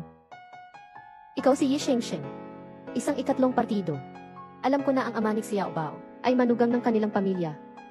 Ako at ang tatay ni Xiao Bao ay nagkita lang ng 1 beses, 7 taon na ang nakakaraan. Hindi naman kami masyadong magkakilala, bukod pa rito. Wala naman akong balak na makipag-agawan sa inyo sa kanya. Ano ba nang pinagsasabi mo? Nagsisinungaling ka. Nakita kitang palaging nakikipaglandian sa kanya kamakailan. Ikaw nga si Yi Shengsheng. Narinig ko na hindi maganda ang iyong pinagmulan. Paano ka nagkaroon ng mukha na agawin ang kasintahan ng aking anak na babae? Oo nga. Kung hindi dahil sa maingat mong pagkakaayos noon, na kusang sumama sa kama, nagkaanak pa sila ng isang bata, mukhang wala ka ng karapatan, na tumayo dito ngayon, at nag-iisip pang makapag-asawa sa mayayamang pamilya. Talagang isang panaginip para sa mga walang muwang. Kaya pala ganyan ang pagdating ng maliit na binatilyo. Ay naku, ang babaeng ito ay talagang may balak. Narinig ko na ang tungkol sa pamilya ng Lu. Parang hindi naman niya sinabing papakasalan niya ito. Natuklasan na niya siguro, ang kanyang mga panlilinlang. Pamilya Lu, binibining ye. May 5 milyon ako rito, pakipalis na agad dito. At huwag ka nang makipag-ugnayan pa sa pamilya Lu. Totoo ngang Lu ang apelyido ng tatay ni Xiao Bao. Ang swerte naman. Tungkol naman sa anak mo, huwag kang mag-alala kapag nakauwi na ang kapatid kong si Ranran. Pag-uutusan ko siyang alagaan ng mabuti ang bata. Tunay ngang mahirap. Ganito lang pala kaliit ang perang ibibigay niya sa akin. Yi Shengsheng, sinasabi ko sa iyo, mas mabuti pang huwag kang maging masyadong sakin. 5 milyon. Sapat na yan para sa iyong mga pangangailangan sa buting anak ang handaan ngayon. Bakit naman ako aalis? Ayaw mong umalis ha? Kapatid, walang dapat katakutan sa kanya. Kailangan na natin siyang paalisin. Sundin mo lang ang sinabi ko. Walang problema. Tatay, may magandang balita ako sa'yo. Dumating na ang nanay ng panganay kong anak. Pumunta ka at makilala siya. Pinataya kong magugustuhan mo siya. Naiintindihan, mabuti na lang na masabi ito ng harapan. Boss, hindi maganda. Nakita kong dumating si Assistant Ye. Bakit siya nandito? Baka naman akala mo ikakasal ka. Kaya ka nandito para agawin siya. Assistant Ye. Siya yung masamang babae na buntis ng triplets, na naglakas loob na agawin siya. Tingnan mo kung paano kita aayusin. Sama-sama tayong paalisin siya. Ngayon ay inimbita ako ng matandang Ginoo. Tingnan natin kung sino ang may lakas ng loob na paalisin ako. Yi Shengsheng. Teka, sinabi mo kanina na ayaw mong magpakasal sa pamilyang Lu. Ngayon ay nandito ka at ayaw umalis. Ano ba ang pinapakita mong pagiging mapagmataas? Sa totoo lang, kahit anong sabihin ko, hindi mo rin maintindihan. Walang dahilan para ipaliwanag pa sa iyo. Akala mo ba talaga, na dahil nagkaanak ka, ikaw ay espesyal na? Gusto mo pang makapang-asawa ng mayaman dahil sa anak mo? Hindi ka karapat-dapat. Kung hindi dahil sa anak mong lalaki. Sa tingin mo, babalikan ka pa ng pamilya Lu? Ikaw ang nag-utos na kidnapin si Xiao Bao kanina. Anong sinasabi mo? May ebidensya ka ba? Ikaw talaga. Ay. Anong nangyayari? Bakit ka gagawa ng ganun? Sinabi ko na sa'yo, kung sakaling galawin mo ang anak ko, hindi ako tapos sa'yo. Iya, okay ka lang ba? Nanay, inaakusahan niya ako. Kailangan mo akong ipagtanggol. Humingi ka ng tawad sa anak ko. Siya ang unang bumihag sa anak ko. Ako pa ang humingi ng tawad sa kanya. Mayroon ka bang kahit kaunting asal? Walang pruwebang bagay. Dito mo lang basta-basta sinisisi. Sino ang mga magulang mo? Gusto ko lang talagang itanong. Paano ka nga ba tinuruan ng magulang mo ng disiplina? Nanay, isang ulila siya. Wala siyang mga magulang. Kaya pala wala kang disiplina. Kaya naman pala ang bastos-bastos mo. Baka naman pinabayaan ka lang ng mga magulang mo. Mukhang masama ka na nga talaga simula pa noon. Sinadya nilang iwanan ka. Manahimik ka. Iniwan ako ng tatay ko. Pero hindi naman dahil doon. May dahilan sila. Mag-sorry kayo sa kapatid ko. Bitawan ninyo ako. Bitawan ninyo ako. Sa mundong ito, paano magkakaroon ng isang babae? Walang hiya. Na inagaw ang fiancé ng kapatid ko. At binubuli pa ang aking siksya. Akala mo ba walang tao sa pamilya Song? Mag-sorry ka na agad. Kung hindi kami magiging mabait sa'yo. Hindi ako magsusorry. Ikaw. Sasabihin ko sa'yo, si Jin Chen ay para lamang kay Ruan Ran. Kahit natanggapin niya ang anak mo ngayon. At hindi rin kita pakakasalan. Kuya Jin Chen. Kaya. Ang tatay ni Xiao Bao ay ang amo. Ano? Natatakot ka na ba? May mga magulang akong nagmamahal sa akin. At may kuya akong nagtatanggol sa akin. Ikaw na ulila. Anong laban mo sa akin? Bitawan mo siya. Dumating na si Ine Lu. Bitawan mo siya. Ang tatay pala ni Xiao Bao ang amo. Ano ba to? Kuya Jincheng, ang babaeng ito ay napakabrutal. Gusto lang naman sana naming makapag-usap sa kanya ng kaunti. Tapos binuhusan niya ako ng alak. How culture pa naman ang damit ko. Pete, ininsulto kami ng babaeng ito sa harap ng maraming tao. Dapat may pananagutan ka sa amin. Tama, ang mga Song ay mga taong may reputasyon ding dapat pangalagaan. Ang babaeng ito ay ganoon na lamang kami inaapin. Parang wala kaming halaga sa kanya. Yi Shengsheng. Sabihin mo sa akin mismo kung paano kanila tinrato kanina. Ay naku, Jin Chen Jej, ano ba ang magagawa natin? Gusto lang naming na humingi siya ng tawad. Jin Chen, ikaw ang fiancé ni Ranzai. Ikaw ang magiging manugang ng pamilya Song. Hindi mo siya dapat tulungan. Para bang sasagupain na tayo ng pamilyang Song. Ano man ang mangyari. Ang babaeng ito, kailangang magpaliwanag sa amin ng maayos. Kung hindi kami matatahimik ng pamilyang Song. Ang babaeng gusto pakasalan ng amo. Si Ranran ba iyon ng pamilyang Song? Kung ganoon, talaga akong isang biro.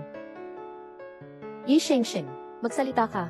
Kung hindi mo ito ipapaliwanag ng maayos, paano kita matutulungan? Talaga bang handa kang tulungan ako? Siyempre, ikaw, ay naku, Kuya Jincheng. Anong ibig mong sabihin? Hindi mo pwedeng ipagtanggol siya dahil siya ang ina ng batang lalaki. Hindi dapat ganun. Anong sinasabi mo? Lumabas. Ikaw ang ina ng anak ko. Kaya, noong isang gabi ilang taon na ang nakararaan, ikaw din yun.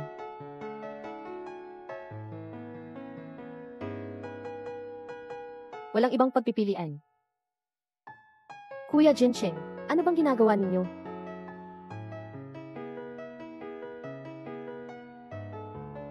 Noong nakaraang beses sa opisina, ikaw ang nagdulot ng allergy sa anak ko.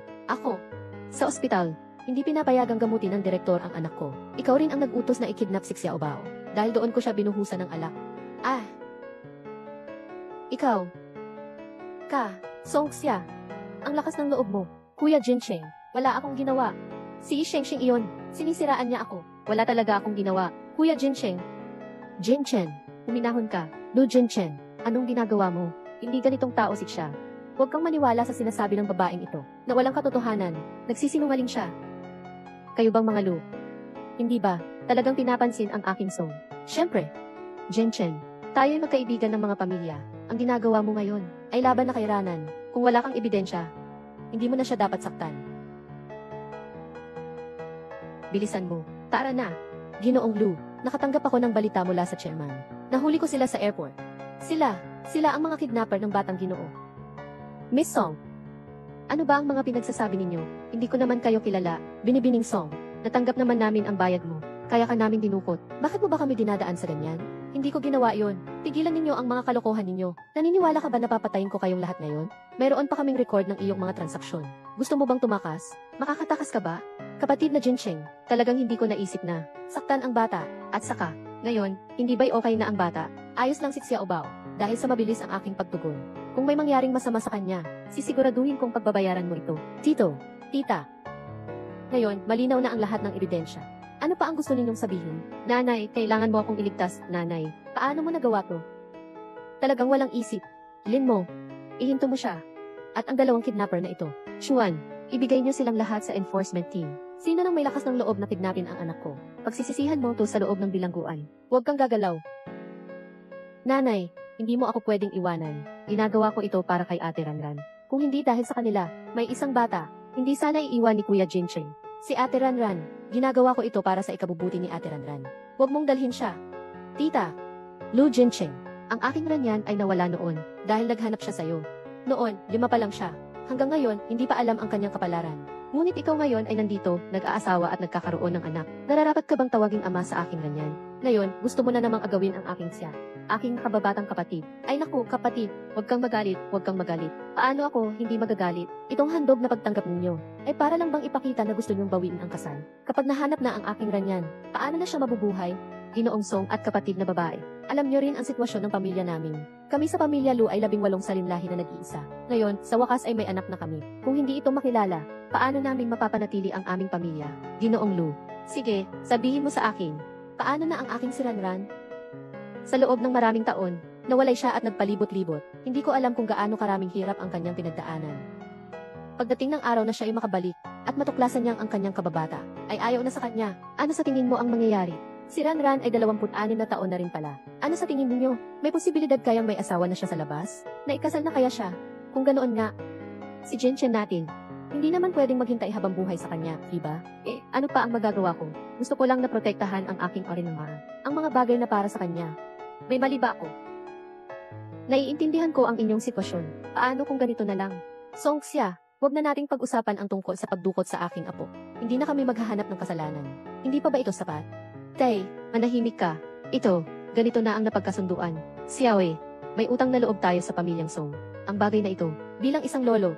Pasensya na, apo. Pero kung saktan pa nila si Xiaobao, gagawin ba nila iyon? Kung may susunod na pagkakataon, hindi ako magpapatawad. CJ, pakawalan niyo si Xia.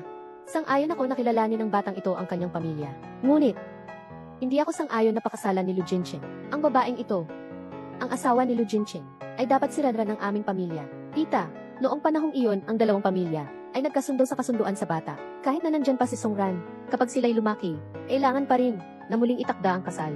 Kayo ba ay tiyak na gusto ninyong bawiin ang kasal? Simula ngayon, kanselado na ang lahat ng pakikipagtulungan ng ating dalawang pamilya. Naku, hipag. Huwag kang padalos-dalos. Ang gagawin mo ay, kapwa magdudulot ng pinsala sa inyo at sa kanila. Hindi ito magiging kapakipakinabang sa inyo. Mas malakas pa ang inyong pamilya kaysa sa amin. Ang laki naman ng mapapanagot ko. Hindi ako natatakot sa anumang pagkalugi. Basta maging panatag lang ang konsensya ko para kay Ranran. Mang Rong, ano ang sasabihin mo? Tama ka, ang anak naming si Ranran. Hindi naman kailangang ipilit. Dahil, nakansela na ang kasunduan sa pag-aasawa. Hindi na tayo dapat makipag-ugnayan pa sa isa't isa. Hay, umuwi na tayo. Aray, Lolo Song. Hipag, ay, ano bang ginagawa mo? Tingnan mo, kakaiba ang samahan ng dalawang pamilya natin sa loob ng maraming taon. Lin mo, dalhin. Oh. Wala na iyon. Hindi mo ba sinabi na hindi mo ako pakakasalan? Bakit hindi mo ipinaliwanag ng maayos sa pamilya Song? Kailan ko ba nasabing hindi kita pakakasalan? Tingnan mo na lang.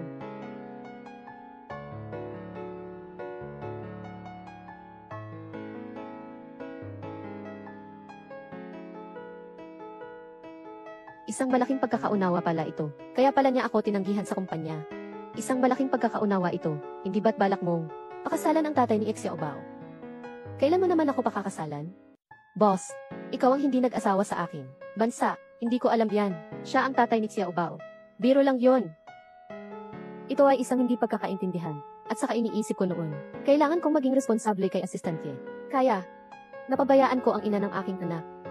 Kaya ikaw, ang ibig mong sabihin ay gusto mong pakasalan ay ikaw. Ikaw. Ano? Ano ang gagawin sa mga bagay ng pamilya Song? Makakaapekto ba ito sa Lu Group? Ang pamilya Lu ay hindi kailanman umangat sa yaman. Sa pamamagitan ng pag-aasawa, hindi rin sa pamilya Song. Kaya huwag mag-alala. Mukhang maganda ang usapan yung dalawa. Ano po yung ginagawa ninyo? Haha.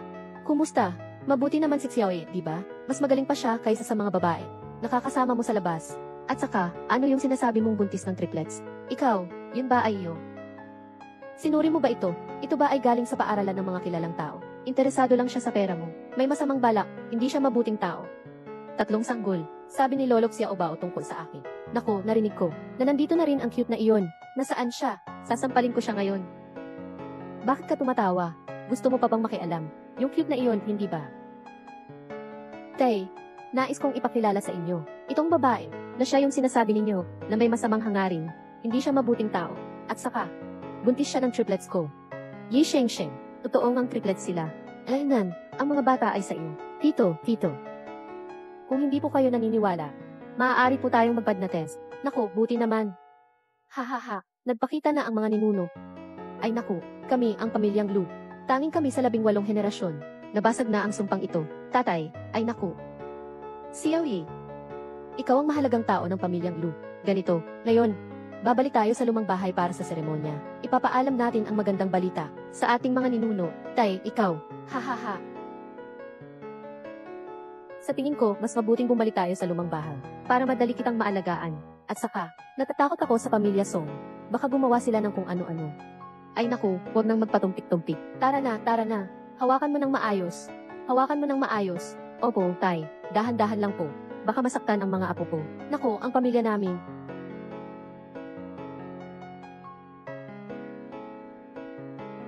Ilipat ninyo ito.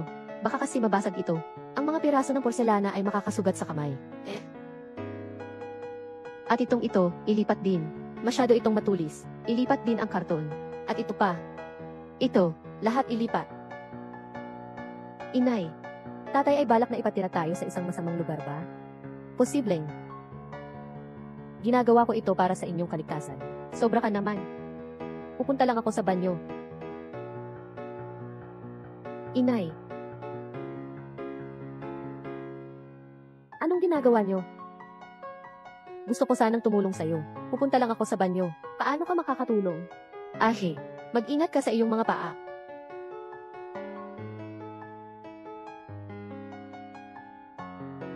Halika. Ikaw, pwede nang matulog. Wala na akong ibang gagawin. Matutulog ako kasama mo. Ano pa ba? Nan. Pero. Sheng. Ganito na katagal. Ikaw lang ang nag-aalaga kay baby. Ako bilang asawa at ama, ay hindi nakapagbigay ng sapat na suporta. Simula ngayon, hindi na kita pababayaan pang umalis.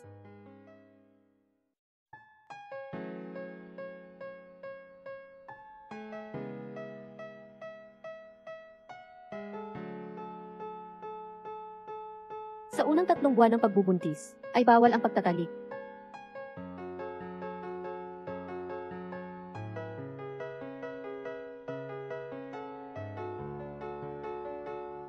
Laosong pupunta ba tayo sa pangingisda bukas? Tapos na, hindi na ako pinapansin nila Usong.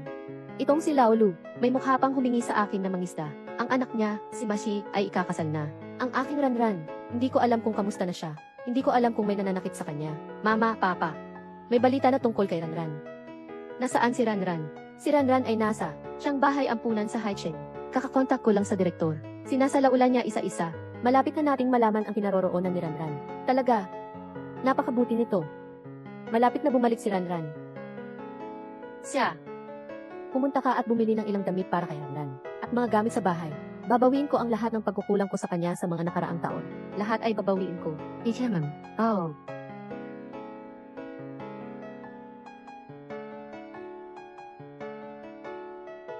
Madam, ako na po. Madam, aalalayan ko na po kayong pumasok at magpahinga. Hindi. Madam, ako na po.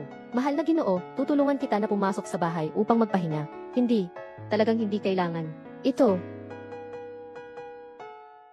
Xiaoye, huwag kang magtrabaho. Huwag mong pagod ang sarili mo. Ang mga ako, hindi ko na kaya. Walang anuman, sabi ng doktor. Kailangan mong mag-ehersisyo ng kaunti dahil buntis ka. Kaya mag-shopping ka na. Tingnan mo, luma na ang mga damit mo. Kailangan mo nang magpalit ng bago. Si Genji Iye ay ang aming pinakaiginagalang na bisita. Sa aming tindahan, ihanda ang pinakabago naming koleksyon. Na bagong dating, hayaan mong subukan ito ni Gen Ye, mangyaring sumunod sa akin. Narinig ko na dati, yung damit na gusto ko. Dumating na, di ba? Pakipakete ito para sa akin. Siguradong magugustuhan ito ni Ranran. Pasensya na, Jin Ji-song. Nahuli po kayo. Yung damit na gusto nyo, nasubukan na ng ibang customer. Ganoon ba? Tara na. Mama, si Yi Shengsheng ito. Kinuha ang damit ni Sister Ranran. Yi Shengsheng, ibalik mo ang damit.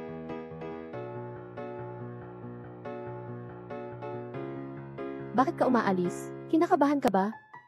May problema ka ba? Ang damit na ito, binili ko para sa anak ko. Bakit mo suot? Ang damit na ito, ay in-order na ba ni Ginang Song? Wala. Kung ito ay naitalaga na, paano kita mapapasuot? Song.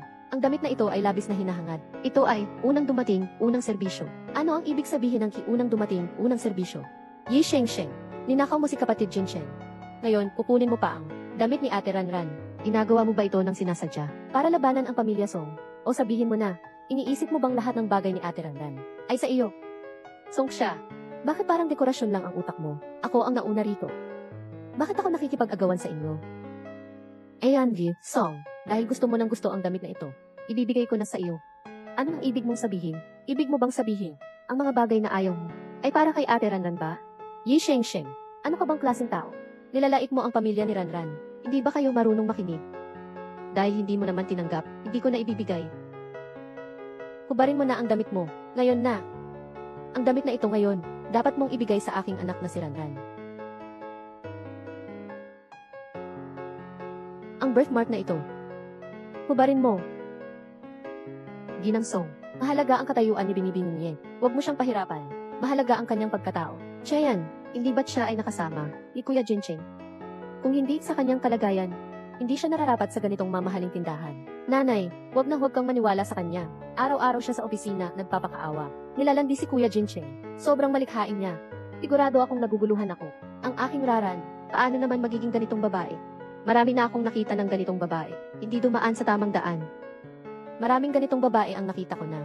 Hindi dumadaan sa tamang daan. Isang isip na gustong umangat, gustong makapag-asawa ng mayaman. Siguro ay sumali na sa ilang training para sa mga sosyalita. Hindi mo naman talaga akalaing basta makabuo ng anak na lalaki, ay makakaupo ka na dito. Ang pwesto ng mayamang asawa, tingnan mo nga ang iyong katayuan. Hindi ka karapat-dapat sa posisyon. Balang araw, masasawa si Kuya Jincheng sa iyo. Hindi ba? Sa inyong mga paningin, ang mga bagay na nababagay lang sa inyo ang nakikita ninyo. Walang ibang tao na karapat-dapat na manatili sa lugar na ito. Siyempre, sa ganyang pinagmulan mo, hindi ka karapat-dapat sa habang buhay. Kung susuriin ang 3 henerasyon, lahat sila ay mga magsasaka. Higit pa rito, mahaba pa ang mga darating na araw. Ano ang mangyayari sa amin ni Lu Jincheng? Abangan na lang. Pinapayagan ba kitang umalis? Tigil-tigil ka na ba? Kung hindi mo tatanggalin ang damit na yan, huwag kang umaasang makakaalis. Kung hindi ako papasok, paano ko ito tatanggalin? Ngayon, maghubad ka dito. Maghubad ka para sa akin. Ano ang ginagawa ninyo?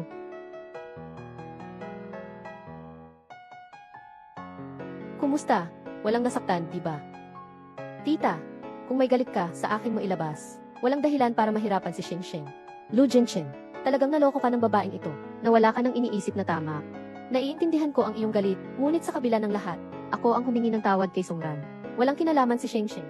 dapat talagang magalit ka. Kahit na mamatay ng 100 beses, hindi mababayaran ang aking ranran. Para sa pangyayaring ito, magbibigay ako ng paliwanag sa pamilya Song. Hindi na kinakailangan. Mabilis na babalik si Ranran sa amin. Lu Jinchen, may utang ka sa aming Ranran. Hindi ko na ito mapapantayan kahit isang buhay pa. Umalis ka na.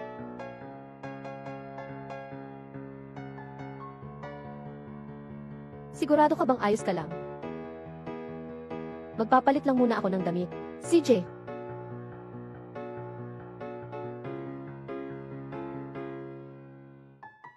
NSE, binili na ni Eng Ailu ang damit na ito.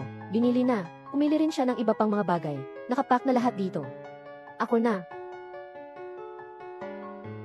Uwi na. Uwi na. Hoy, inang direktor. Anong nangyari? Sheng ay. Bukas ay ang ika-20 taon ng pagtatatag ng bahay ampunan. Bumalik ka at tingnan mo. CJ, matagal na akong hindi nakabalik para makita ka. Tiyak na pupunta ako.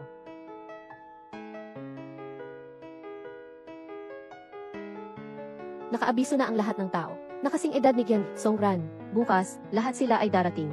Bukas, ipapagawa ko sa lahat ang DNA test. Ito ang pinakamabilis na paraan para matagpuan si Ranran. Bukas, makikita ko ang ina ng direktor. Ano sa tingin nyo, okay ba na isuot ito? Nan. Hindi pwede. Masyado akong payat dito. Mag-aalala ang mommy ng DN. Ano sa tingin nyo dito? Ito. Nan. Mukhang hindi maganda ang kulay ng aking balat. Ito, ano? Ito ba ay magpapabulki? Ito na lang. Mukhang malaki itong damit. Maganda rin ang kulay ng balat. Makikita ka ng nanay ng DN. Siguradong magugante sa akin ang pamilya. Pero nang dumating si baby, sapat na yon para sa akin. Ngunit, para sa akin, ang direktor na mama ay parang tunay kong ina. Sige, kaya bukas ay sasamahan kita. Ngunit mayroon akong meeting. Maaaring mahuli ako. Tutu, para sa akin, parang half mother-in-law ko na rin siya. Kaya naman sigurado akong pupunta ako.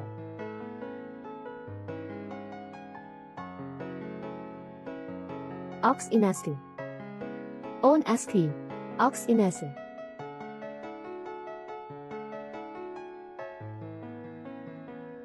Xiaobao. Daddy, ikaw at si Mommy ay mahirap bang namumuhay? Si Mommy ay kailangan gumawa ng maraming trabaho araw-araw. Napakahirap para mapalaki akong cute at maganda.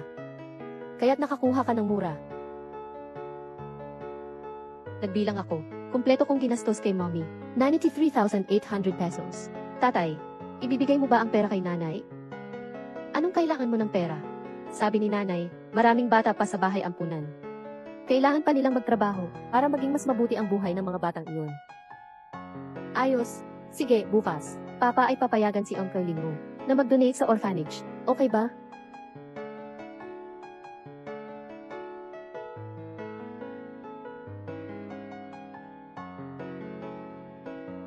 Ngayon ang malaking araw ng pagkuha kay Ranran. Hindi ko alam kung makikilala pa ba niya ako. Nanay, pareho pa rin kayo ng itsura noong 20 taon na ang nakalilipas. Kaya ko kayong nakilala agad. Wala man lang pinagbago. Ang Song, ano sa tingin ninyo sa suot kong damit? Ito ang suot ko noong mawala si Ranran. Sinadya kong hanapin ito sa aparador at sinuot. Para kapag nakita niya ako, mas maging pamilyar sa akin. Maganda iyon. Ikaw, huwag kang kabahan. Makikita natin ang anak natin ngayon. Tara na. Director, sila ang mga doktor na gagawa ng pagsusuri ng relasyon. Pasensya na at salamat sa iyo ngayon. Kailangan talagang ipasagawa ang lahat ng pagsusuri. Walang dapat palampasin. Huwag mag-alala, Ginoong So. Ako at ang ospital ay lubos na makikipagtulungan. Salamat sa iyong pagod. Maglalagay kami ng isang registration table.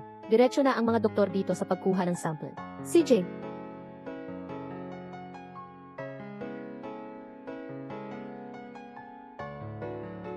Miss, mag-sign in po kayo dito. CJ. Miss, kailangan pa naming kunin ang iyong dugong mula sa daliri. Bakit? Mga batang dumating ngayon, kailangan lahat ng kunan ng dugo. Inang direktor. Ang pagkuha ng dugo ay para irehistro ang inyong impormasyon sa CV. Kung sakaling may mga magulang na dumating, madali namin kayong makukontak. Sige.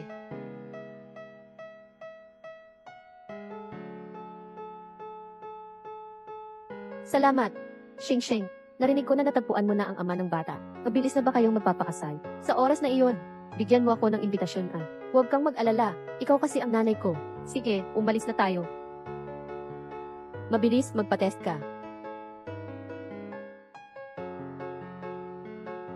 Oy, hindi ba't si Sheng yan? Matagal na tayong hindi nagkita.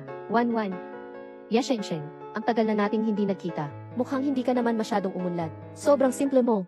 Wala ka man lang kahit isang magandang alahas. Talagang nakakaawa. Hindi ka ba sanay magsuot? O kaya hindi mo kaya bilhin? Magkakaibigan naman tayo simula't bata pa. Huwag ka nang magpanggap. Kahit magpanggap ka pa, hindi mo ako mapapantayan. Tingnan mo nga yung suot mo. Yang kulay na iyan, para kang basurahan sa gilid ng kalsada. Ikaw, ayos na. Ang tagal na nating hindi nagkita. Bakit pag nagkita tayo, parang bata pa rin ang mga gawi? Kailangan pa bang mag-ayos? Sa totoo lang, hindi ito mahalaga. Si Sheng. Pero sa atin dito, ang pinakamatagumpay ay siya lang ang nakapasok sa kolehiyo. Eh ano naman ngayon? Narinig ko kasi, hindi pa siya nagtapos sa kolehiyo. Nanganak na siya, at hindi pa siya kasal. Walang katapusan si Wanwan.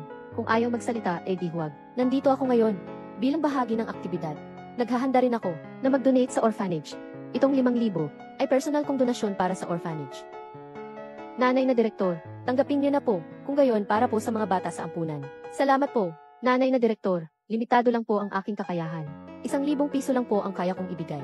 200 piso naman po ang akin. Magbibigay ako ng 8,000. Sheng, ikaw ang nag-iisang estudyante sa atin.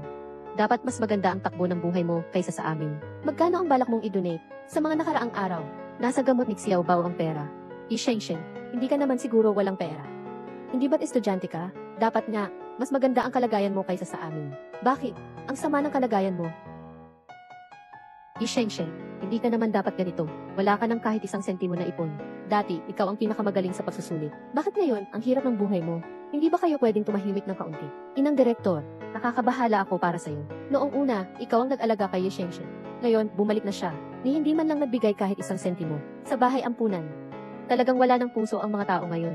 Si Sheng, sa loob ng maraming taon, madalas bumibili ng pagkain para dalhin doon. At dinadalaw ang mga bata. Ang mahalaga ay may mabuting puso siya. Sheng, walang pressure. Mabuhay ng maayos. Nakarelax na ako. Nanay, dati kailangan kong magbayad ng tuition. Kailangan ko ring alagaan ang bata. Hindi na ganoon kahirap sa hinaharap. Kapag kumita na ako, ihahatid ko na lang ulit. Sheng, kung wala, sabihin mong wala. Bakit ka nag-iisa ng pangako? Bakit kailangan magpanggap? Nagpapanggap na mayaman. Sheng, para sa ampunan, donations. Magtatayo pa nga si Kimi Lunang, isang charity foundation. Mula ngayon, ang mga gastusin ng orphanage, ang Lu Group, ang bahala na sa lahat. Grabe, Sheng, may asawa ka na. Ang asawa mo'y mayaman pa rin pala. Nakakaingit naman. Anong angas nun? Alaynan, wala naman talagang angas yun. Nag-donate lang naman siya ng 10 milyon. Uy, baka, mag-donate ka ng 20 milyon. Ikaw? Sige na. Ano man ang halaga, mahalaga ang intensyon. Huwag magkumpara. Sheng, ako ay kumakatawan sa mga bata sa institusyon. Salamat sa iyo. Salamat din, Ginoong Lu. Walang anuman. Dapat lang. Asistente. Natapos ko na ang aking gawain. Uwi na ako. Sheng, kailan ka ikakasal? Hindi man tayo tinawag. Sobrang walang utang na loob, di ba? Tama, hindi ko pa nga. Dumating na ang mahalagang bisita ngayon. Yung suot niyang damit. Bakit parang sobrang pamilyar? Ran. Andito si Mama. Sheng, bakit andyan ka na naman? Talagang hindi ka nawawala. Ngayon ay magandang araw para sa pamilya Song. Maging maingat at umalis ka na agad. Sabi ko na, ayaw ko nang makita ka. Bakit ka pa nandito sa harap ko? Lumaki ako dito mula pagkabata. Ngayon, ako ay inimbitahan. Inimbitahan ka. Sino? Kaya si Sheng, maaaring si Song Ran. Hindi.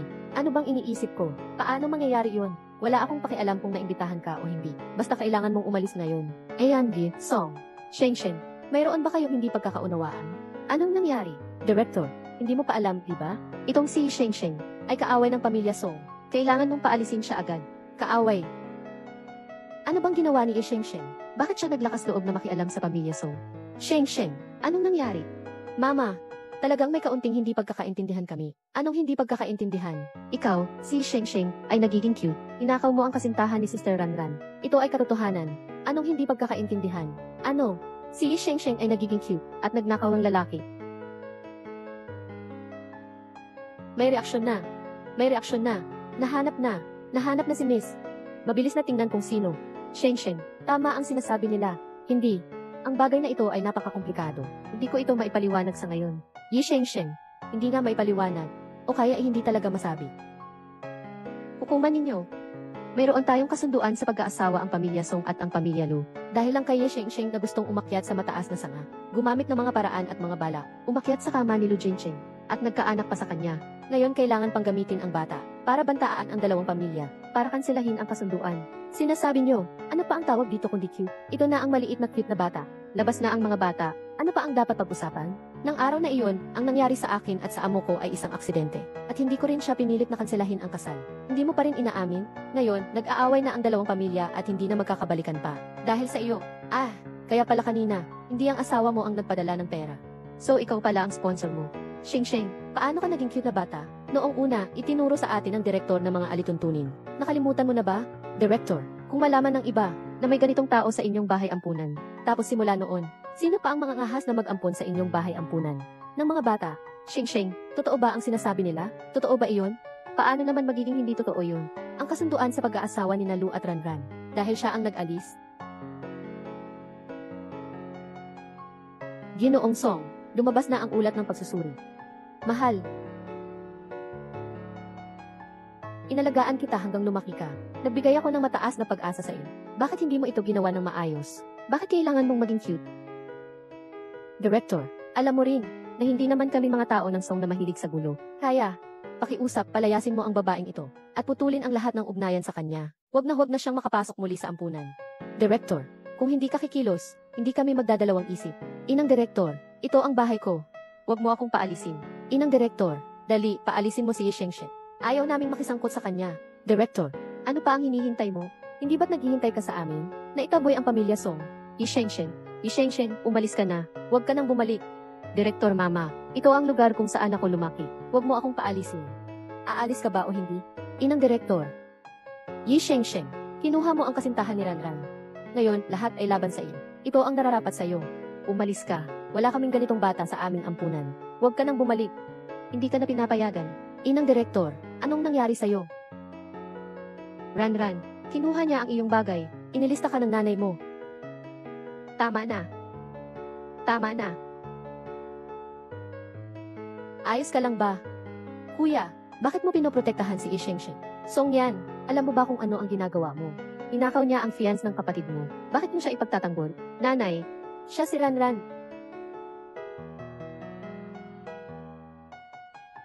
Ranran.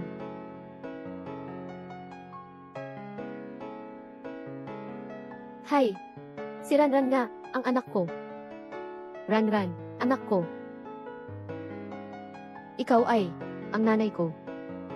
Ranran, sa wakas, natagpuan ka na namin. Hinahanap ka namin ng maraming taon. Kasalanan ko ito, hindi ka nakilala ng nanay ko noon. At marami siyang masasakit na salita na sinabi sa'yo. Pasensya na, Ranran. Pasensya na. Anong ginawa niyo sa kanya? Nanay, anong ginawa niyo kay Shengsheng? Jinchen, nahanap ko na ang kapatid na babae. Pasensya na, kahit na ganun, hindi ko pa rin maasawa si Songran. Maaari kong ibigay ang lupain sa kanlurang bayan bilang kapalit sa pamilya Song, bilang paghingi ng tawad. Ha. Jincheng ang lupang iyon ay ibibigay na namin ng pamilya Song sa iyo. Bilang pamana ni Ranran sa kasal. Tito, hindi ko talaga kayang pakasalan si Songran. May responsibilidad ako kay Shengsheng. Jinchen, si Shengsheng ay si Ranran. Anong sinabi mo? Aynan. Jinchen, nais mo bang pakasalan si Ranran? Kailangan pakasalan. Ano ba talaga ang nangyari? May nagawa ba talagang mali si Shengsheng? Naging masama ba siyang bata? Director, 10 taon na ang nakalipas. Umuwi ang pamilya Lu sa amin para i-cancel ang kasal. Pero dahil mahirap silang magkaanak, natakot din kami na baka makasira kami sa kanila. Kung hindi, baka ako ay masyadong matigas ang ulo. Hindi ko kayang tanggapin ang bagay na ito. Palagi kong iniisip na si Jincheng at si Dianzai ay tadhana na nakatakda. Tita, noon, hindi rin ako naniwala sa tadhana. Ngayon, naniniwala na ako. Dahil sa pag-ikot-ikot. Nandito pa rin ako kay Songran.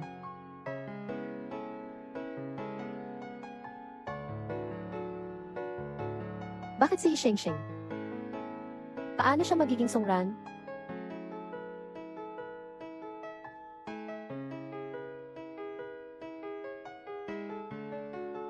Ito ang sinitulugan mo noong bata ka. Naaalala mo ba? Hindi masyadong naaalala. Nawawala ka pa lang noon. Normal lang na hindi mo maaalala. Ganito pa rin ang ayos dito. Katulad ng noong bata ka. Simula nang umalis ka, hindi ko na pinahawakan. Ang ayos ng silid na ito, nananatili pa ring pareho. Isip ko, darating ang araw na babalik ka. Dito, palaging magiging tahanan mo. Ran, buntis ka at laging antok. Halika, magpahinga muna tayo dito. Pupunta muna si mama sa kusina. Magluluto ako para sa iyo ng ilang putahe. Nan. Elvis, Nay, LW.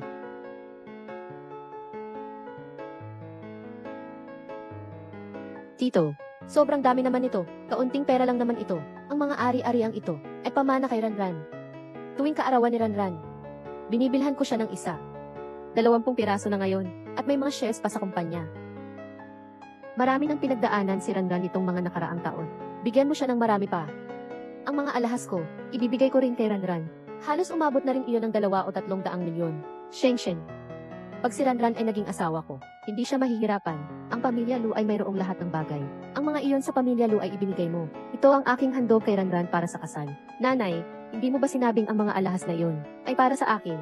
Ikaw na bata, malapit nang ikasal si Ranran. Ibibigay ko na sa kanya, bibili pa kita ulit mamaya. Oo nga. Ang batang ito. Halika, maupo ka. Maliit. Sheng, paano ka pwedeng maging si Songran, ang alahas ni mama, pati na ang mga shares ng kumpanya, kasama na ang mga bahay, dapat ay aking iyon. Song siya, linawin mo, iyan ay, pamana sa akin ni na mama at papa, ang sa iyo. Kung hindi ka sana bumalik, hindi na yon magiging iyo. Bakit ka bumalik? Kailangan ba ng dahilan para umuwi? Ikaw nga.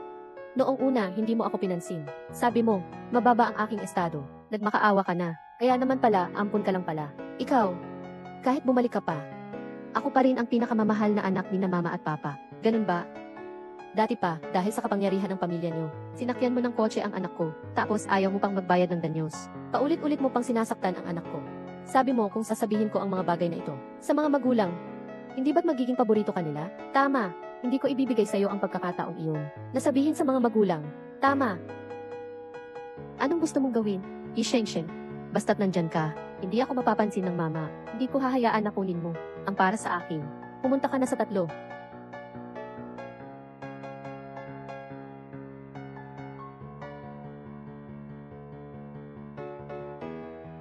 Siya, anong nangyari? Siya, ayos ka lang ba? Mama, Ate Ranran.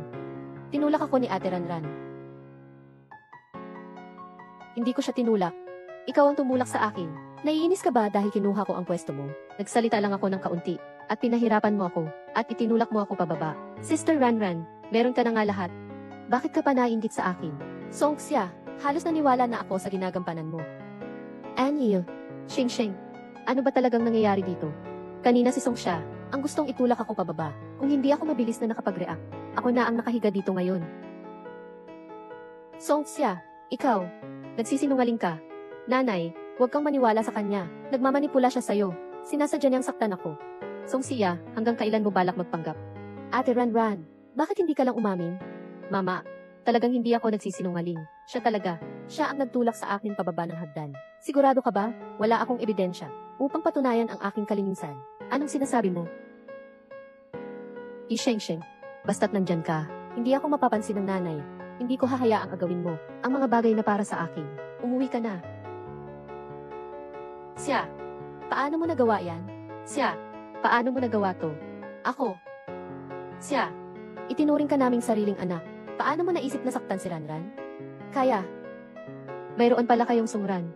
Kaya hindi na ninyo ako kailangan, di ba? Kailan pa namin sinabi na hindi ka na namin kailangan? Binigyan ninyo siya ng lahat ng magagandang bagay. Lahat. Tapos ako, wala akong natanggap dahil kay Songran. Kung hindi siya bumalik, sana ay mas mabuti. Bakit niyo siya pinabalik? Songran, dapat kang pumunta sa San. Ikaw ang dapat na nandyan. Tiyuhin, tiyahin, si Ranran ay nagdadalang tao ng aking anak. Kung talaga namang itutulak siya, napakahirap isipin ang magiging resulta. Bukod pa rito, siya pa ang nagbihag kay Xiaobao dati. Sa pagkakataong ito, hindi na kita palalayasin. Tawagin ng tao, ay bind siya at dalhin sa opisina ng rehistro. Songran, ikaw, sinadya mo ba ito? Kung wala kang masamang intensyon, paano ka mahuli sa patibong ko? Song siya, hindi ka dapat utangan ng pamilya Song. At lalong hindi kita dapat utangan. Magmuni-muni ka ng mabuti sa kulungan. Dalhin na siya.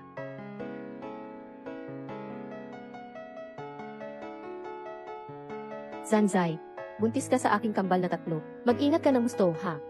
Kambal na 3. Are, ancestors, paano mo nagawa ito? Dali-dali. Bigyan mo ako, hindi ito maganda, aray. Naku, tingnan mo. Tingnan mo. Ang delikado, mama, sasaluhin kita. CJ. Uy, huwag kang gagalaw. Huwag kang gagalaw, ang tiyan. Ang laki at nakakatakot tingnan. Uy, Laolu, hindi ba't ang inyong angkan ay 18 henerasyon ng iisang anak lang? Papaano naman kaya nagkaroon ng triplets? Pinagdaanan ng anak ko ang ganito kalaking paghihirap. Naku, ayos lang yan. Hindi ako gaanong maselan. Aray, parang, ano bang nangyayari? Ano bang nangyayari? Parang manganganak na ako. Sasakyan. Bilisan mo, umalis na. Ibigay mo sa akin ang susi ng sasakyan, ako ang magmamaneho. Sasakyan. Bilisan mo, tawag ka na ng sasakyan. Dahan-dahan.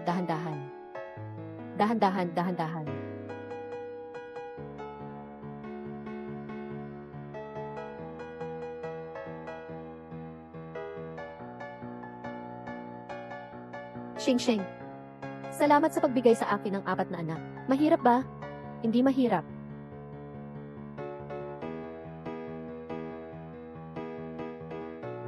Ang dati mong pangarap ay maging isang mahusay na programmer. Ngunit dahil sa mga anak, nasa bahay ka lang. Nakapagpabagal ba ako sa iyo? Ang pagiging ina ang pinakamahirap. Ngunit pinakamasayang trabaho sa buhay ko. Mommy, ikaw ang pinakamahusay na mommy sa buong mundo. Mahal kita. May mga tao na sa 13 taon ay matagumpay na sa kanilang karera. May mga tao, 40 taong gulang pa ay nagsisiyasat pa rin ng mga bagay na di pa alam. Mayroong mga taong habang buhay na naghahangad ng katanyagan at kayamanan. Mayroong mga taong isang pasaporte lang, ang gamit sa paglalakbay sa buong mundo. Kaya anuman ang mangyari, basta't mapayapa ang aking kalooban. At puno ng saya, ayos na.